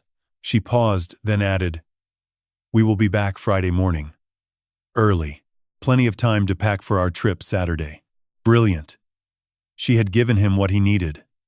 The reassurance that his Saturday cover story was still intact. That she was still obedient. Still compliant. Marcus stared at her for a long moment. Then at me. Then back to Amber. Fine, he said. Have fun. He crossed the kitchen and put his hand on Amber's arm. Not a caress. A grip. His fingers wrapped around her forearm and squeezed. Subtle enough that the kids would not notice. Obvious enough that Amber's breath caught. You come back Friday morning, he said quietly. His voice was light, but his eyes were stone. Early. We have a lot to do before our trip. Of course, Amber said. Her voice did not waver. 8 o'clock. I promise. He held her arm for 1 more second, then released it, patted her shoulder, and turned to grab his briefcase. All right, troops. Daddy is heading out. He crouched down and hugged Jake, then Sophie. Love you guys. Be good for Grandpa tonight. Love you, Daddy. Jake squeezed his neck. Sophie hugged him but said nothing. Her eyes were watching. Always watching. Marcus stood, flashed his smile, and walked toward the garage door. At the threshold, he looked back. Not at the kids. At me. See you Friday, Dad. See you Friday, son. The door closed. The BMW started. I watched through the window as he backed down the driveway, phone already to his ear. He paused at the end of the driveway. Just for a moment. Just long enough to look back at the house one more time. Then he was gone. Amber exhaled like she had been holding her breath for an hour. Her hands gripped the counter edge, so hard her knuckles were white. You did great, I said softly. I feel sick. I know. But that was the last time. You will never have to perform for him again. She nodded, eyes wet. Then straightened. What do we do now? I pack a bag for you and the kids. Just essentials. Do not make it obvious. Nothing that looks like we are leaving permanently. A change of clothes, toothbrushes, Sophie's favorite book, Jake's stuffed dinosaur. What about everything else? Photos? Documents? We come back for those later. With the police. Right now, the only thing that matters is getting you three out of this house. Amber went upstairs. I heard her moving through the bedrooms, opening drawers quietly, packing bags with the careful precision of a woman who had been planning escape in her mind long before she admitted it to herself. I called Ray. We are coming at 5. Everything is set. I will be ready. His voice was steady. House is clean. Guest room made up. The 2 agents Kowalski sent are already here. Plain clothes. Parked down the street. Good. I hung up and looked around the kitchen. At the breakfast dishes. The coffee mugs. Sophie's permission slip still on the counter. Jake's inside-out shirt crumpled on a chair. This house. The house I had helped pay for. The house where my grandchildren had taken their first steps. The house where Marcus had been dismantling our lives for 6 years. We were leaving it behind. And we were not coming back. At 4:45, I loaded 3 small bags into the trunk of my car. Sophie and Jake climbed into the back seat, excited about Uncle Ray's dogs and birthday cake. They had no idea this was anything more than a fun sleepover. Amber sat in the passenger seat. She stared straight ahead. Her hands were folded tightly in her lap. I started the engine, backed down the driveway, and turned onto Abercorn Street. In the rearview mirror, the house grew smaller. The Spanish moss swayed in the late afternoon breeze. Everything looked peaceful. Everything looked like home. My phone buzzed. Unknown number. I glanced at it but did not answer. Not now. Not yet. Sophie leaned forward. Grandpa, are we coming back? The same question children always ask when they sense the ground shifting beneath them. I caught Amber's eye. She turned away, staring out the window. Silent tears running down her cheeks. Not tonight, sweetheart, I said gently. Tonight, we are with Uncle Ray. I turned onto the highway heading toward Pooler. In the mirror, Abercorn Street disappeared behind us. And with it, the life Marcus Dawson had built on lies. We were free. Ray's house in Pooler sat at the end of a quiet cul-de-sac, surrounded by pine trees and a wooden fence he had built himself. When we pulled into the driveway at 5:20, my brother was standing on the porch with both his golden retrievers flanking him like sentries. The dogs bounded toward the car before I even cut the engine. Puppies! Jake shrieked, unbuckling himself and tumbling out the door. Sophie followed, dropping to her knees on the lawn as both dogs covered her face in wet kisses. For a moment, watching my grandchildren laugh and roll on the grass with those ridiculous animals, everything felt normal. Like we really were. Just here. For a birthday party. Like tomorrow would be an ordinary Friday. Ray caught my eye over the kids' heads. His expression said everything. I am ready. They are here. I glanced down the street. A dark gray sedan parked 4 houses away, 2 figures visible through the windshield. Kowalski's agents. I exhaled slowly and helped Amber carry the bags inside. Ray's guest room was simple. A queen bed, a trundle for the kids, clean towels stacked on the dresser. Amber set the bags down and stood in the middle of the room, arms wrapped around herself, staring at nothing. You okay? I asked. She shook her head, then nodded, then shook it again. I do not know what I am, Daddy. I have not felt okay in a very long time. I pulled her into a hug. She pressed her face against my shoulder and let out one long, shaking breath. Not crying, just releasing something she had been holding for years. After a few minutes, she pulled back, wiped her eyes, straightened her spine. What happens now? Now we wait. Tomorrow evening, Marcus goes to the airport. The FBI will be there. He will not get on that plane. And then, Then it is over. He goes to prison. You rebuild. She was quiet. Then, very softly, does Vanessa know? The other woman? Yes. She is coming here tomorrow, actually. She wants to be there when they arrest him.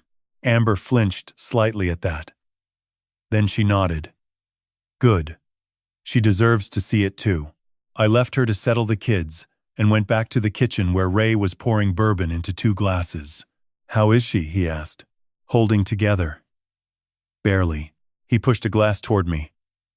And you? I wrapped my hand around it but did not drink. Ask me tomorrow night. We sat in Ray's den while the kids ate pizza and watched a movie in the living room. Sophie had positioned herself between Jake and the couch arm, the way she always did. Protective. Watchful. Even in a safe place. My granddaughter kept one eye on her little brother. At 8:30, I put them to bed. Jake was easy. 2 pages of his dinosaur book and he was out, mouth open, stuffed Tyrannosaurus clutched to his chest. Sophie was harder. She lay in the trundle bed, covers pulled to her chin, staring at the ceiling. Grandpa. Yeah, Pumpkin. Why did Mom cry in the car? I sat on the edge of her bed. Your mom is going through something difficult right now. But she is going to be okay. We all are. Is it about Daddy? 8 years old. Too smart for her own good. Too observant for a child who should be worrying about nothing more than homework and recess. Some things are going to change, I said carefully. But the important things will not. I am here. Uncle Ray is here. Mom is here. And we all love you more than anything. She was quiet for a while. Then she rolled onto her side and looked at me with those serious brown eyes. I do not want to go back to that house, Grandpa. My throat tightened. You do not have to, sweetheart. Promise? I promise. She closed her eyes. I sat with her until her breathing slowed and deepened. Then I kissed her forehead, turned off the lamp, and stepped into the hallway. Amber was leaning against the wall outside the door. She had heard everything. Tears ran silently down her cheeks. I took her hand and squeezed it once. She squeezed back. Then she went to bed. I did not sleep. I sat in Ray's armchair in the den, lights off, phone in my hand. Waiting. At 9:45, Kowalski called. Update, she said. Marcus checked in online 20 minutes ago for tomorrow's flight. 6:45 a.m. departure, Savannah to Atlanta. Connecting to Dubai. 2 passengers, Dominic Hale and Christina Vega. So he is confirmed. Confirmed. He is going tomorrow. Our team is in position. We have agents at the airport, at the gate, and at the Atlanta connection in case he somehow gets past us here. He will not get past you. No, he will not. She paused. How is your daughter? Holding together. The kids are asleep. Good. Keep them there. Tomorrow, this is over. I hung up and stared at the dark ceiling. The house was quiet, except for the soft ticking of Ray's grandfather clock in the hallway. At 10:15, my phone lit up. Marcus calling. I stared at the screen until it went dark. He called again at 10:30, 10:52, 11:08. Each time I watched the phone ring and did not answer. At 11:20, a text. Hey Dad, Amber is not answering her phone. Everything okay at Ray's? I did not reply. 11:45. Another text. Frank. Call me back. Frank. Not Dad. He was getting nervous. Midnight. 2 more calls. Then, silence for an hour. I almost thought he had given up. At 1:15. Another call. I let it ring. At 1:40. A text. 4 words that made my blood run cold. Where's my family, Frank? No punctuation. No question mark. A statement. A demand. I stared at those 5 words glowing on my phone screen in the darkness of Ray's den. Outside, through the window, I could see the gray sedan still parked down the street. The FBI agents keeping watch. Marcus knew something was wrong. He knew his family had not just gone to a birthday party. He knew I was not going to call back. And in 17 hours, he was supposed to board a flight to Dubai with a woman who was not his wife, carrying a passport with a name that was not his own. A desperate man with nothing left to lose. A gun in his house. And 17 hours of uncertainty ahead of him. I set the phone face down on the armrest and waited for morning. I opened my eyes at 5:53. Gray light seeped through raised den curtains. My neck ached from sleeping upright in the armchair. My phone sat face down on the armrest, where I had left it. I picked it up. 14 missed calls. All from Marcus. The last one, at 4:17 in the morning. 7 text messages. The first few were casual, prodding, then increasingly urgent. The final one, sent at 3:42, read simply, "You made a mistake, Frank." A big one. I stared at those words. Then I called Kowalski. She answered immediately. No sleep in her voice. She had been awake all night, too. "Dawson. I was about to call you. We have movement." "What kind of movement?" Hale left the Abercorn house at 5:07 this morning, loaded 2 suitcases and a duffel bag into the BMW. He stopped at 3 different ATMs between 5:15 and 5:40, withdrew the daily maximum at each. Our estimate is $50,000 in cash based on account balances we have been monitoring. He is running, she confirmed. But here is the thing. He is not heading for Ray's house. He is not coming after your family. He is heading south toward the airport. My chest loosened slightly. He chose the money over revenge. At least for now. His flight does not leave until 6:45 this evening, Kowalski continued. But he may be planning to wait at the airport. Get through security early. Feel safe behind the checkpoint. Or he might be picking up Christina Vega somewhere along the way. What do you need from me? I need you at the airport by 4 o'clock. Can you do that? I will be there. Bobby. Her voice shifted. Slightly softer. This is going to work. By tonight, he will be in federal custody. Your family is safe. I hung up and sat in the stillness for a moment. Then I stood, stretched my aching back, and went to make coffee. Ray appeared in the kitchen 10 minutes later, hair wild, reading glasses still on from falling asleep over a book. Well, he is heading for the airport. FBI is tracking him. They want me there by 4. Ray nodded. And until then, we wait. And we have a visitor coming. Vanessa Cole arrived at 9:30. She drove up from Charleston overnight, pulled into Ray's driveway in a burgundy minivan with dark circles under her eyes and a set to her jaw that told me she had not slept either. Amber was in the kitchen when the doorbell rang. She looked at me, and I saw the question in her eyes. I nodded. I opened the door.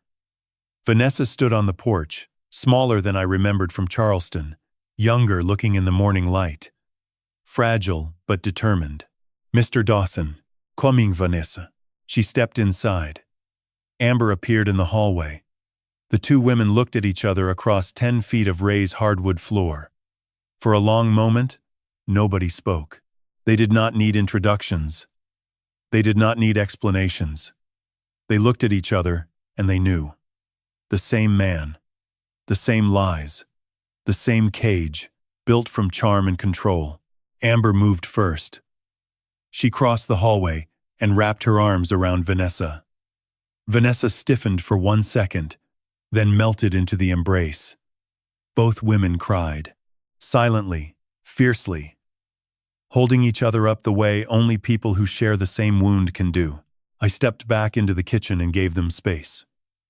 Ray handed me a fresh cup of coffee without a word.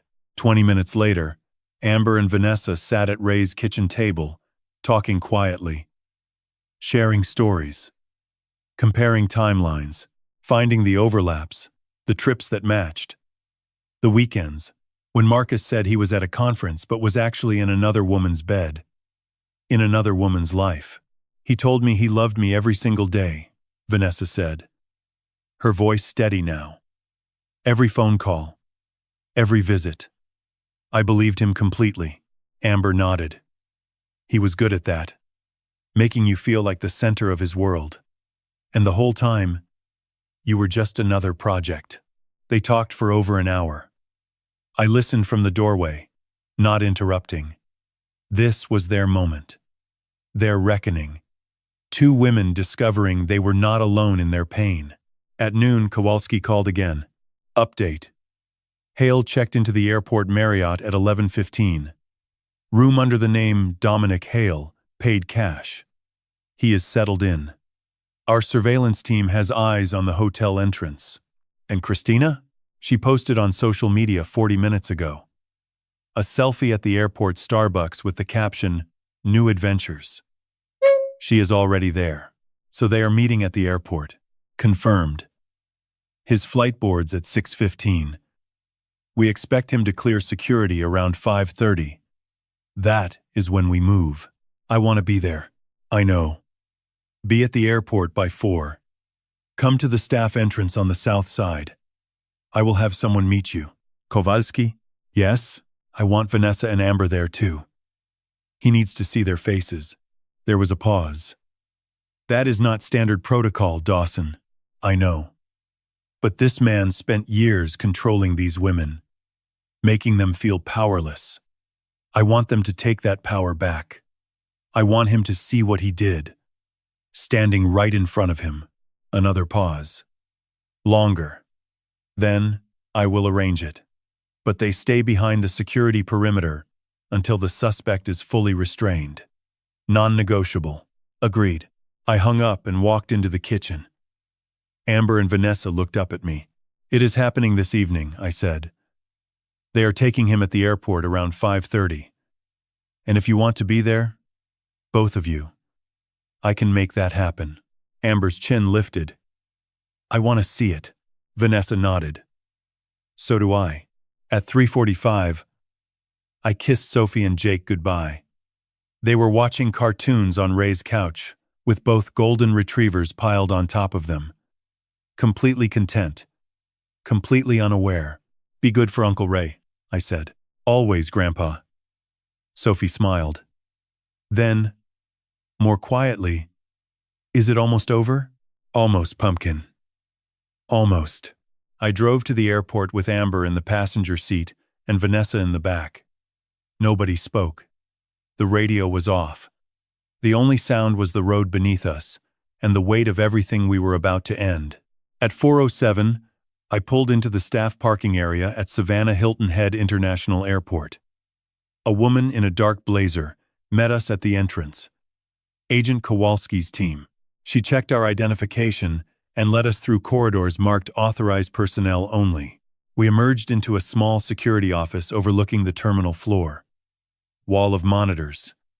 Camera feeds showing every gate, every checkpoint, every corridor, and there, on screen 4, Terminal B, Gate 7, sat Marcus.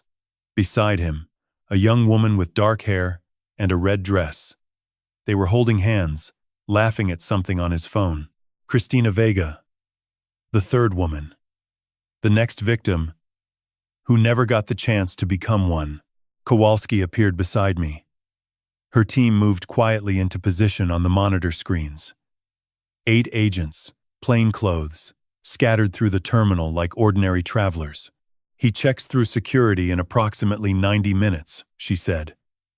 That is when we take him. I looked at the screen. At Marcus's smiling face. At the ease with which he leaned into Christina, touched her arm, whispered in her ear. One last performance. His best work. And his final one. I stood in front of the wall of monitors and watched my son-in-law live his last hour of freedom. Screen 4 showed him clearly. Terminal B. Gate 7. Marcus sat with his legs crossed, one arm draped over the back of Christina Vega's chair, laughing at something on her phone. He wore a dark blue suit. No tie, expensive shoes. Relaxed, confident. A man who believed he had already won. Christina leaned into him, her hand on his knee. Young, maybe 30. Dark hair falling past her shoulders, red dress that caught the terminal light.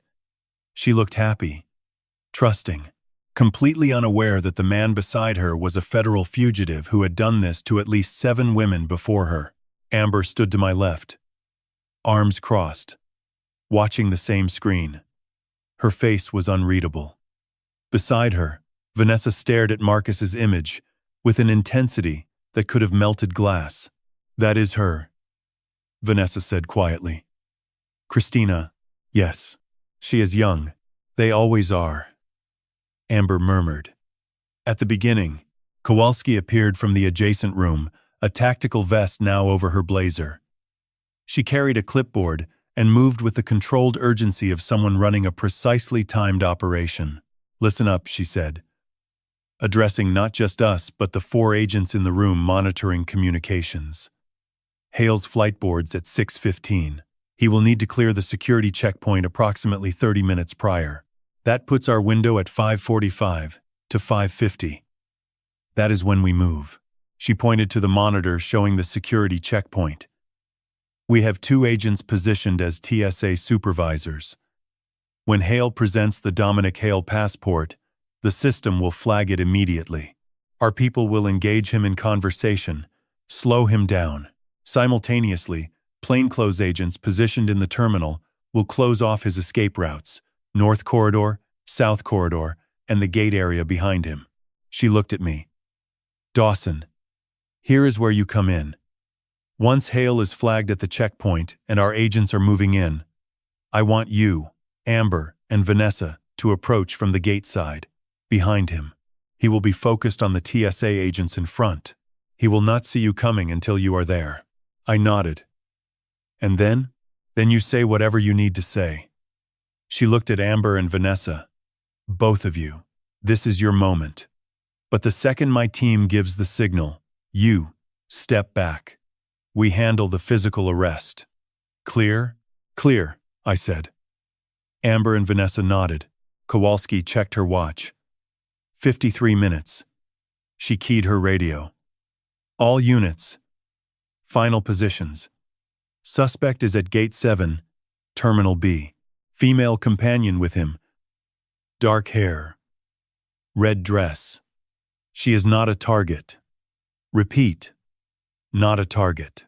She is a potential victim. Treat accordingly." The radio crackled with confirmations. "Copy.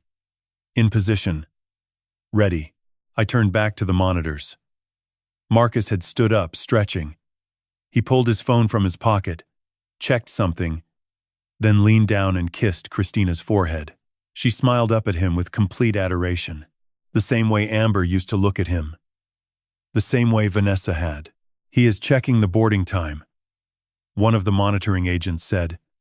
"Flight is on schedule. No delays." "Good," Kowalski said. "We need that flight on time. It gives him reason to move toward security."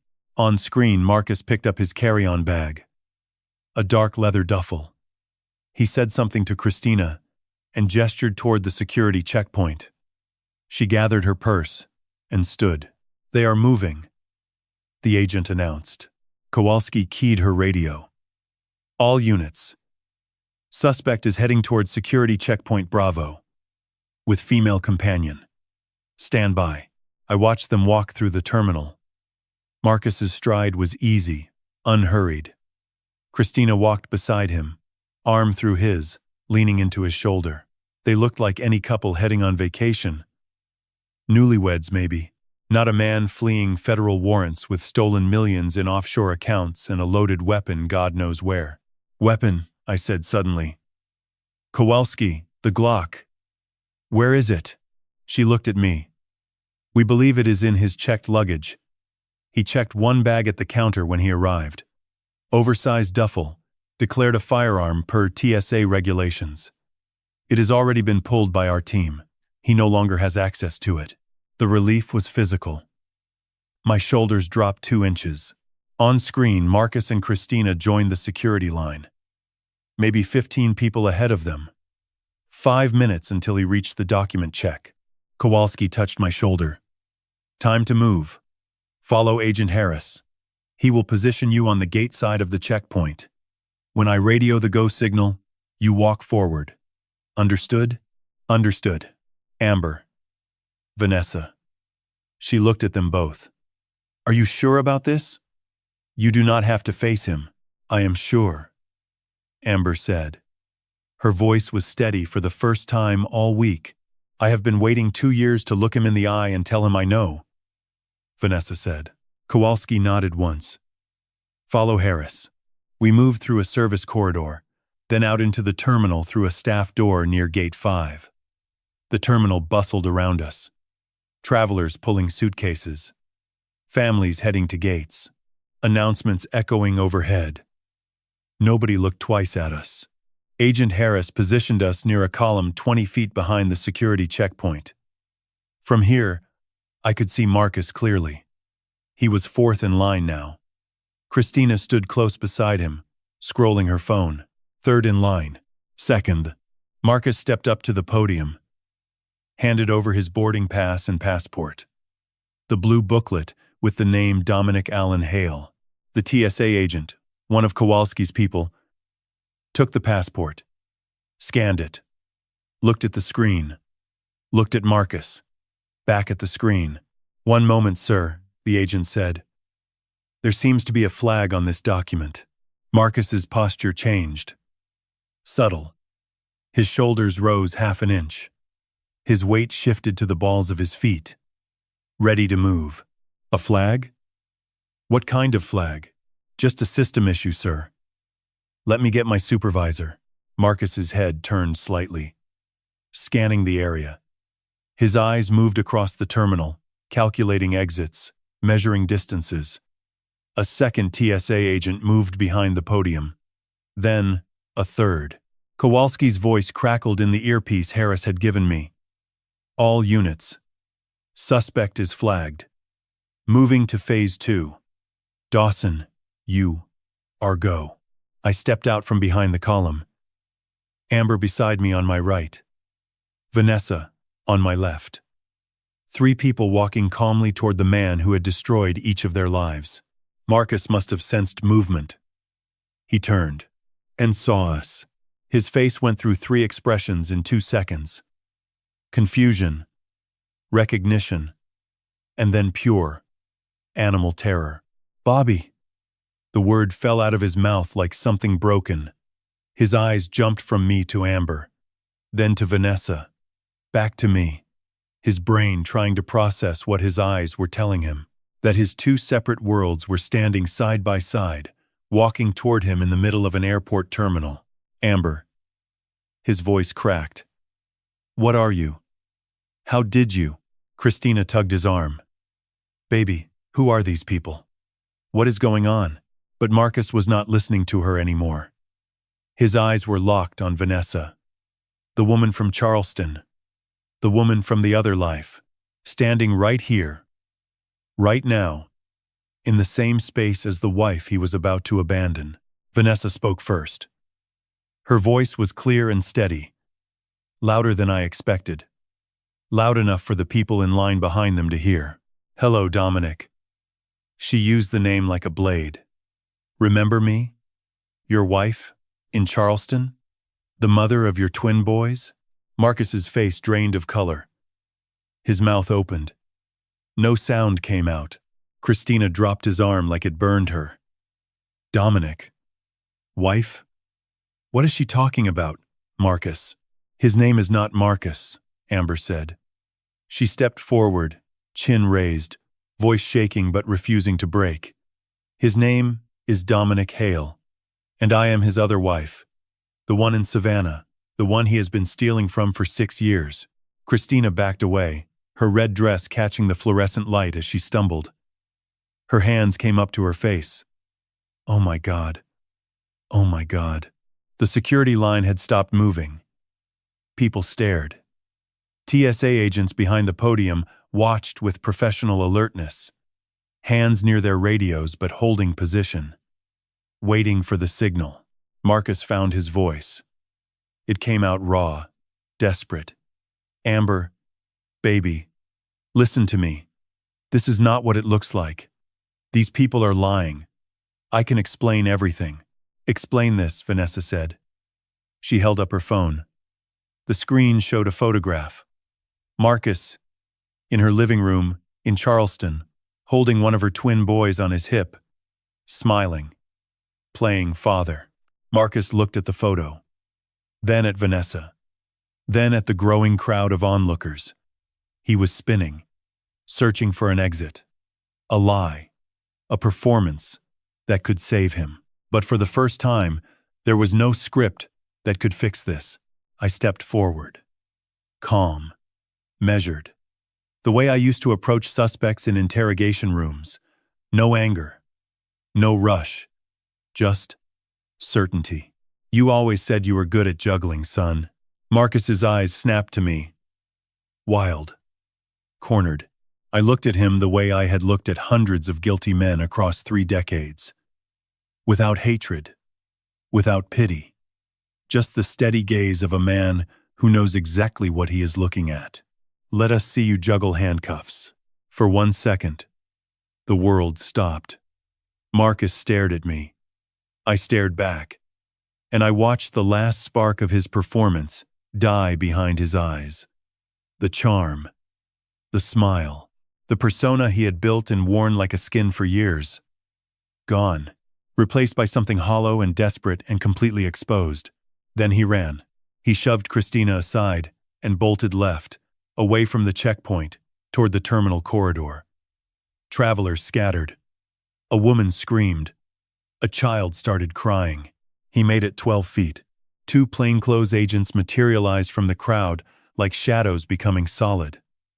One caught Marcus's arm and spun him. The other hit him low, wrapping his legs.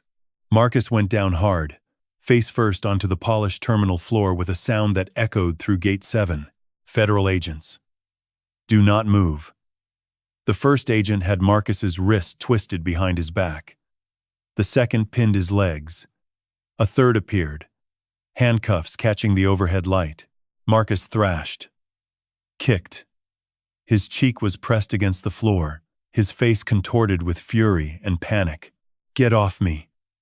You have no right. This is assault. I will sue every single one of you. Kowalski walked forward from her position near the checkpoint, badge held high. Dominic Allen Hale, she said, her voice carrying over the terminal noise. You are under arrest for wire fraud, money laundering, identity theft, and flight to avoid prosecution. You have the right to remain silent. The cuffs clicked shut. One wrist, then the other. The sound was small and metallic and final. Marcus stopped thrashing. He lay on the floor, chest heaving, face pressed against the tile. Then he turned his head and found me in the crowd. This is not over, Frank. His voice was a snarl. You have no idea what you have done. No idea who I am. I crouched down. Not close enough for him to reach, but close enough for him to see my face clearly. Close enough for him to see that I was not afraid of him. Not anymore. I know exactly who you are, I said quietly. You are a man who forgot his briefcase. His jaw clenched. His eyes burned. And I am a retired detective who spent 30 years putting men like you in prison. I straightened up. You were just another case, son. And not even a hard one. The agents lifted Marcus to his feet. He looked smaller now, diminished. The expensive suit rumpled and dirty from the floor. His hair displaced, his face red and twisted. Nothing like the polished, charming man who had walked into my daughter's life 6 years ago. They turned him toward the exit corridor. As he passed Amber, he made one last attempt. Amber. Baby, please. You know me. You know I love you and the kids. This is all a misunderstanding. Please, just talk to me. Tell them this is wrong. Amber looked at him. For a long moment, she said nothing. Then, she lifted her chin. I do not know you, she said. I never did. Marcus's face crumpled. The agents pushed him forward. He stumbled, caught himself, and then he was gone. Through the security door, into the custody corridor, out of our lives. Cristina Vega stood alone near the checkpoint, her boarding pass crumpled in her shaking hand. A female agent approached her gently. "Ma'am, we need to speak with you. You are not in trouble, but we believe you may be a victim." Cristina looked at Amber, at Vanessa, at the door where Marcus had disappeared. Her face was blank with shock. She let the agent guide her away. The terminal resumed its noise around us. People picked up their bags. The security line reformed.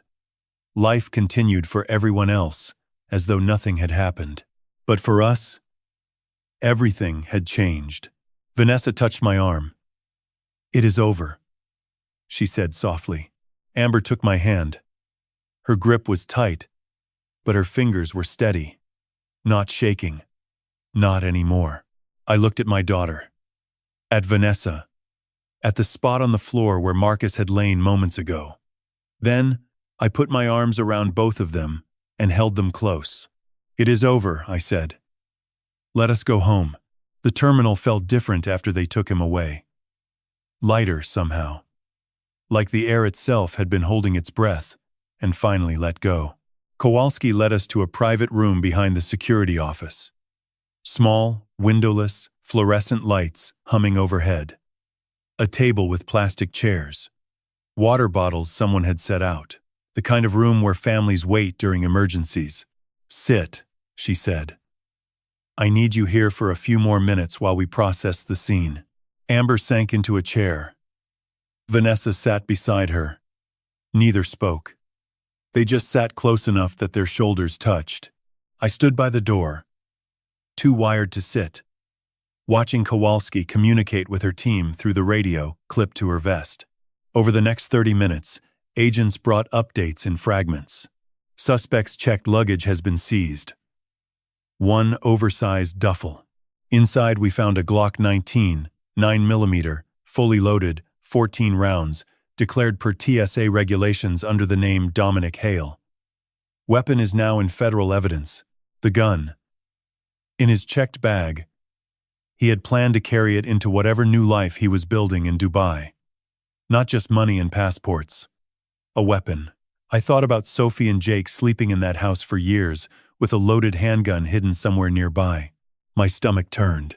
Suspect's carry-on contained approximately $52,000 in cash. $100 bills. In banded stacks. Also found one United States passport under the name Dominic Allen Hale. One boarding pass for flight to Atlanta, connecting to Dubai. And financial documents referencing 3 offshore accounts. $52,000. Enough to disappear. Enough to start over in a country with no extradition agreement, where $2.3 million in stolen money waited in bank accounts that bore a dead man's name. Cristina Vega has been interviewed. Another agent reported. She met the suspect 3 months ago at a business conference in Atlanta. He identified himself as Dominic Hale, independent financial consultant. She believed they were in a committed relationship and was traveling with him to Dubai to begin a new life together. She had no knowledge of his criminal history, his other identities, or the existence of other families. 3 months. That was how long it took Marcus to build enough trust to convince a woman to leave her life behind. 3 months of calculated charm. And Cristina Vega was ready to fly across the world with a stranger.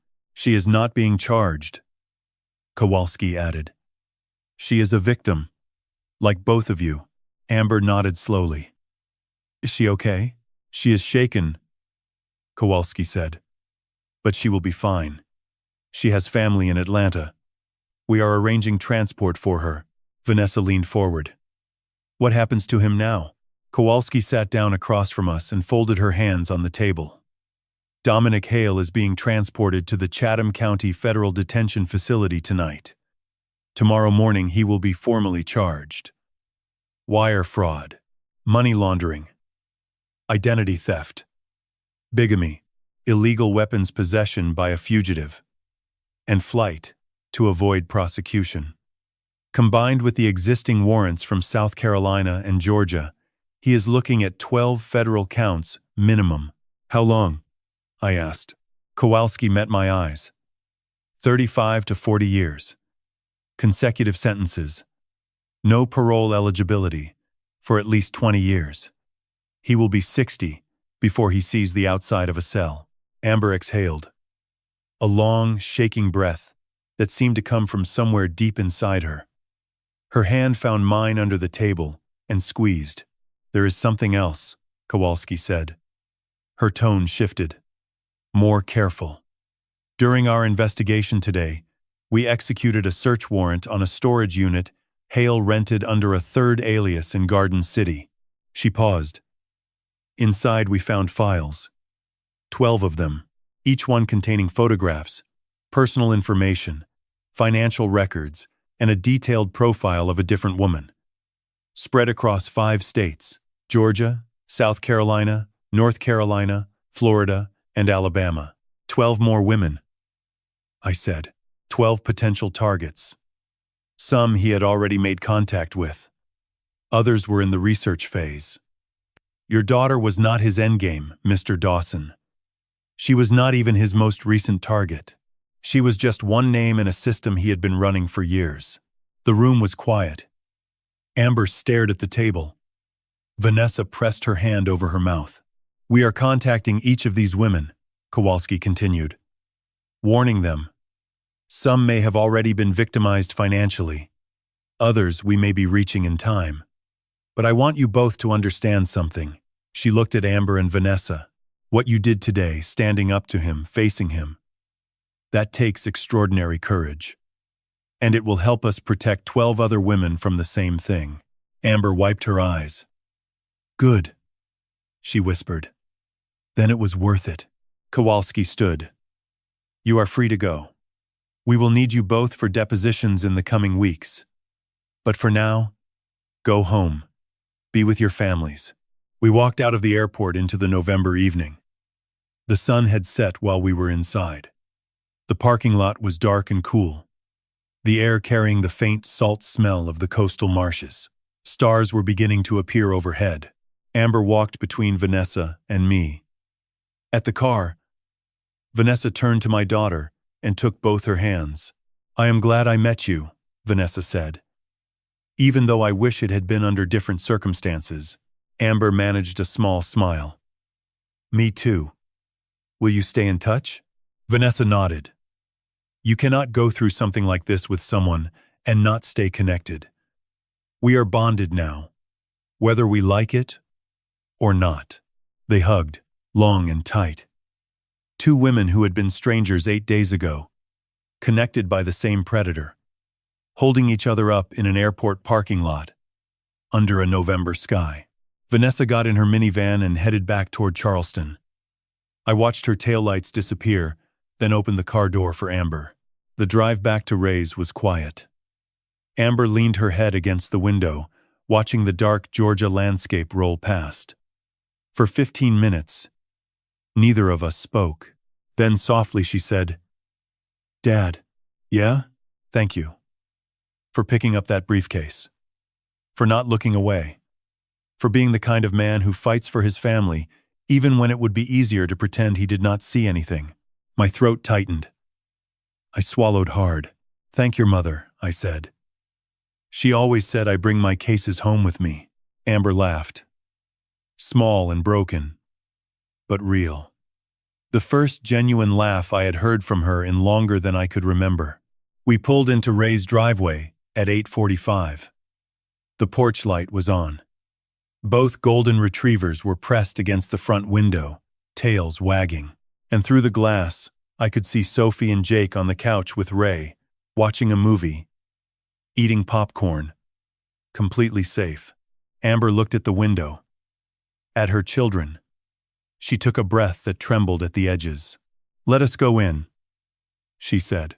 We walked up the porch steps together, and when the door opened and Sophie and Jake came running with their arms outstretched, screaming Mommy and Grandpa, I felt something release in my chest that had been locked tight for 8 days. It was over. We were home, 8 months later. On a Saturday morning in July, I stood in the kitchen of our new house and flipped pancakes on the griddle. The sun poured through the window above the sink, warming the counter and turning the whole room gold. Outside, through the screen door, I could hear Sophie and Jake laughing in the backyard. The sprinkler was on, and both of them were running through it in their swimsuits, shrieking every time the cold water hit them. The house was smaller than what we had on Abercorn Street. A 3-bedroom craftsman and pooler. 5 minutes from Ray. No Victorian columns. No grand staircase. But every room had sunlight, and the backyard had a live oak with a tire swing that Jake loved, and a garden bed that Sophie had claimed as her own. It felt like home.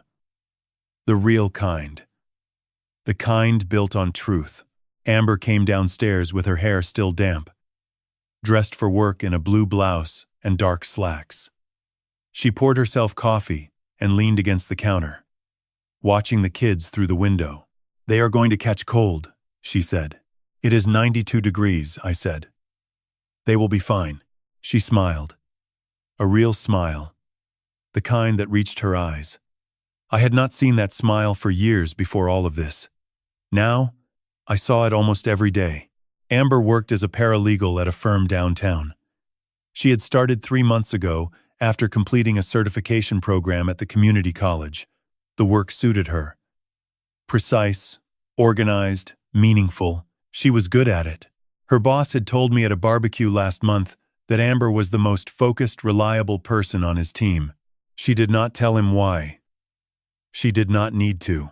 Every Tuesday and Thursday afternoon, Amber drove to an office on Bull Street where a therapist named Dr. Watkins helped her disassemble 6 years of manipulation, control, and fear. The work was slow, some weeks harder than others, but Amber was committed to it the way she was committed to everything now, with a quiet ferocity that reminded me of her mother. I set a plate of pancakes on the table. Amber sat down and took a bite. "These are better than they used to be," she said. "I have been practicing." She looked at me across the table. That same look she used to give me when she was small and I came home from a long shift. Equal parts, love and relief. "Dad, I need to tell you something." "What is it?" "Dr. Watkins says I am ready to start the divorce proceedings. Officially." She set down her fork. "I want his name off everything. The kids' birth certificates, the house title, everything. I want no trace of him left in our lives." I nodded. "Good. It is time." The divorce had been complicated by the federal case, by frozen assets and legal holds, and Marcus's refusal to cooperate from inside his cell. But Amber's attorney was persistent, and with the FBI's cooperation, the paperwork was finally moving. Marcus. I still thought of him by that name sometimes, even though I knew it belonged to no one real. Dominic Allen Hale had been sentenced 4 months ago in a federal courtroom in Atlanta. I had been there. Amber had been there. Vanessa had flown in from Charleston. Even Christina Vega had submitted a victim impact statement via video. 40 years. 12 federal counts.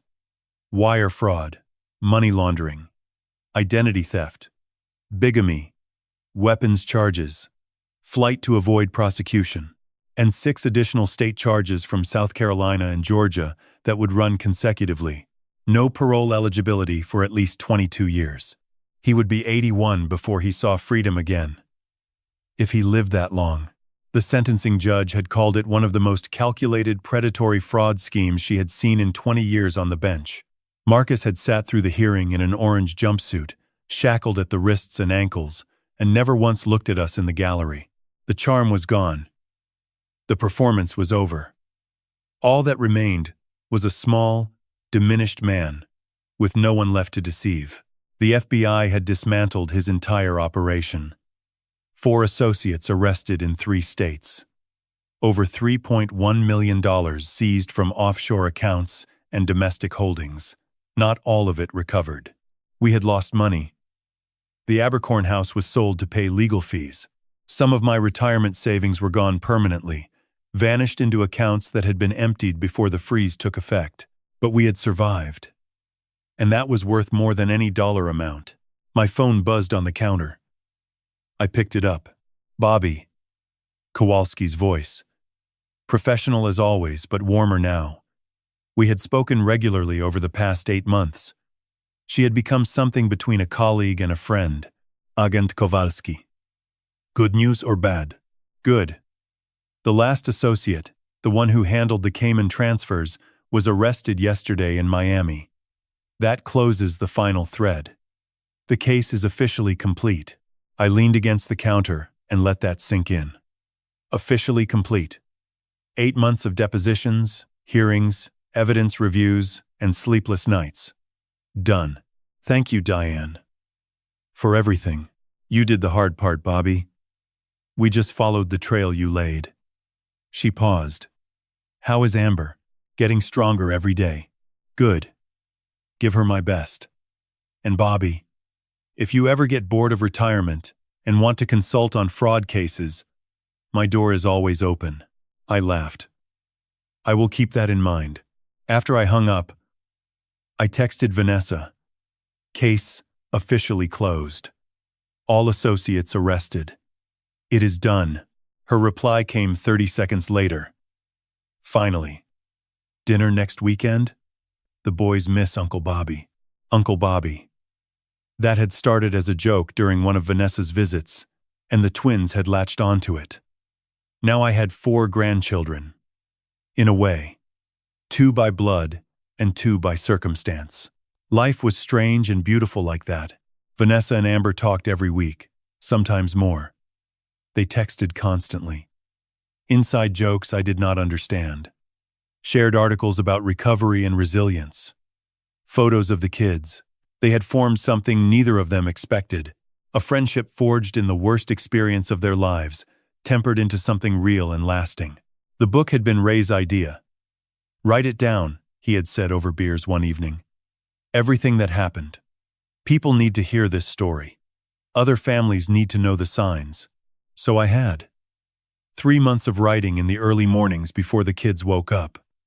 The manuscript sat with a publisher now. Whatever money it made would go into the education fund I had set up for Sophie, Jake, and Vanessa's twins.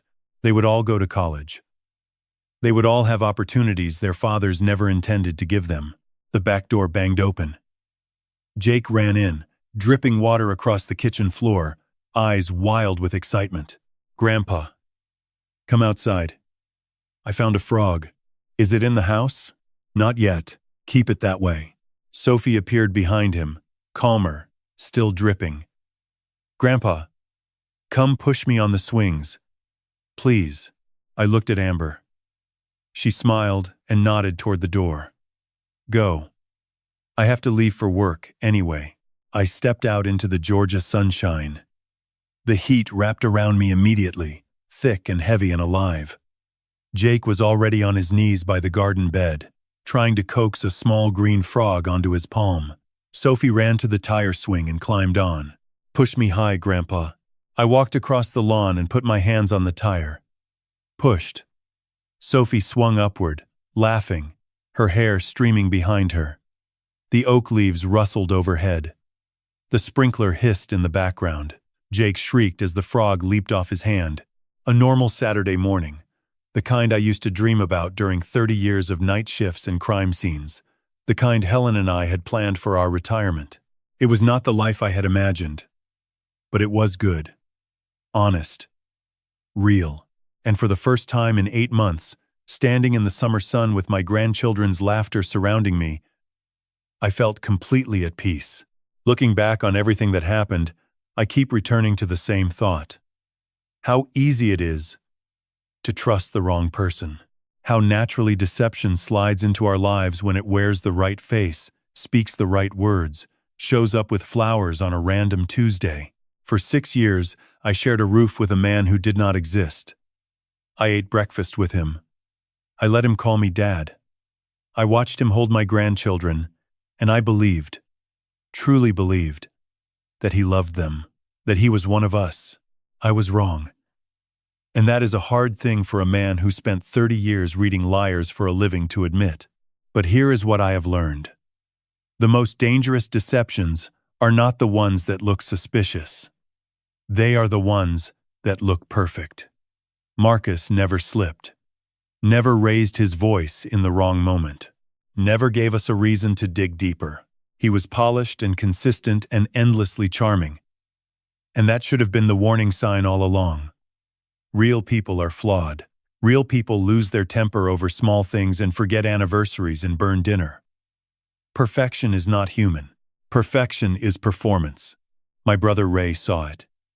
A year before everything fell apart, Ray looked at Marcus and felt something wrong. Not evidence, not proof, just instinct. That quiet voice that says, "This does not add up." And I dismissed him. Told him he was being paranoid. Told him to give the guy a chance. If I could go back and change one thing, it would be that conversation. I would have listened. I would have started asking questions a year earlier. Maybe Amber would not have suffered as long. Maybe the bruises on her arm would never have happened. So here is my advice. And I give it to you, not as a detective, but as a father and a grandfather who almost lost everything. Trust your instincts. That feeling in your gut. That whisper in the back of your mind that says something is not right. Do not ignore it. Do not let politeness override it. Do not let charm silence it. Your instincts exist for a reason. They are the accumulated wisdom of a lifetime of watching, listening, and learning. They are trying to protect you and verify. God gave us minds capable of discernment for a reason. Proverbs tells us that the prudent see danger and take refuge, but the simple keep going and pay the penalty. I was simple for too long. I saw the smooth surface and never thought to look underneath. When I finally did, when that briefcase broke open on my kitchen floor, the truth was waiting there the whole time. It had always been there. I just had not been looking. Financial documents do not lie. Public records do not lie. Patterns do not lie.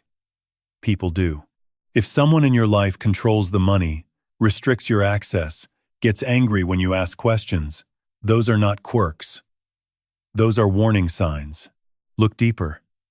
Ask harder questions. And if the answers do not satisfy you, keep pushing until they do. I think about Helen often. My wife knew things before I did, always. She read people with a clarity I envied. When she was alive, no one could have fooled her the way Marcus fooled me. She would have seen through him in a week, maybe a day. I believe she was with me through all of it. That Thursday morning when the briefcase fell, when the latch gave way at exactly the right moment, I felt something. A nudge. A presence. Call it coincidence if you want. But I spent 30 years solving cases, and I have learned that sometimes the evidence finds you. Sometimes God places it directly in your path and says here, look, pay attention. I paid attention. And my family is safe because of it. Helen used to say I brought my cases home with me. She meant it as a gentle complaint, the way wives do when their husbands carry too much weight from work. But in the end, that instinct, that inability to stop investigating, to stop protecting, is what saved our daughter and our grandchildren. So thank you, Helen. You were right. I do bring my cases home. And this time, it mattered more than any case I ever worked. To anyone listening who is in a situation that feels wrong, who is living with someone who controls your money, your phone, your movements, who makes you feel small and afraid in your own home, I want you to know something. You are not trapped. It feels like you are. I know it does. Amber felt trapped for 2 years before she told me the truth. But there are people who will help you. Family, friends, law enforcement. You are not alone. You just have to find the courage to say the words out loud. Amber found that courage on a dark Tuesday night in our kitchen. And everything changed. Wealth, I have learned, is not measured in offshore accounts or property values or retirement portfolios. It is measured in the people you protect, the family you keep safe, the truth you choose to pursue, even when it terrifies you. I lost money in all of this. Savings I will never get back. But I gained something no dollar amount can touch.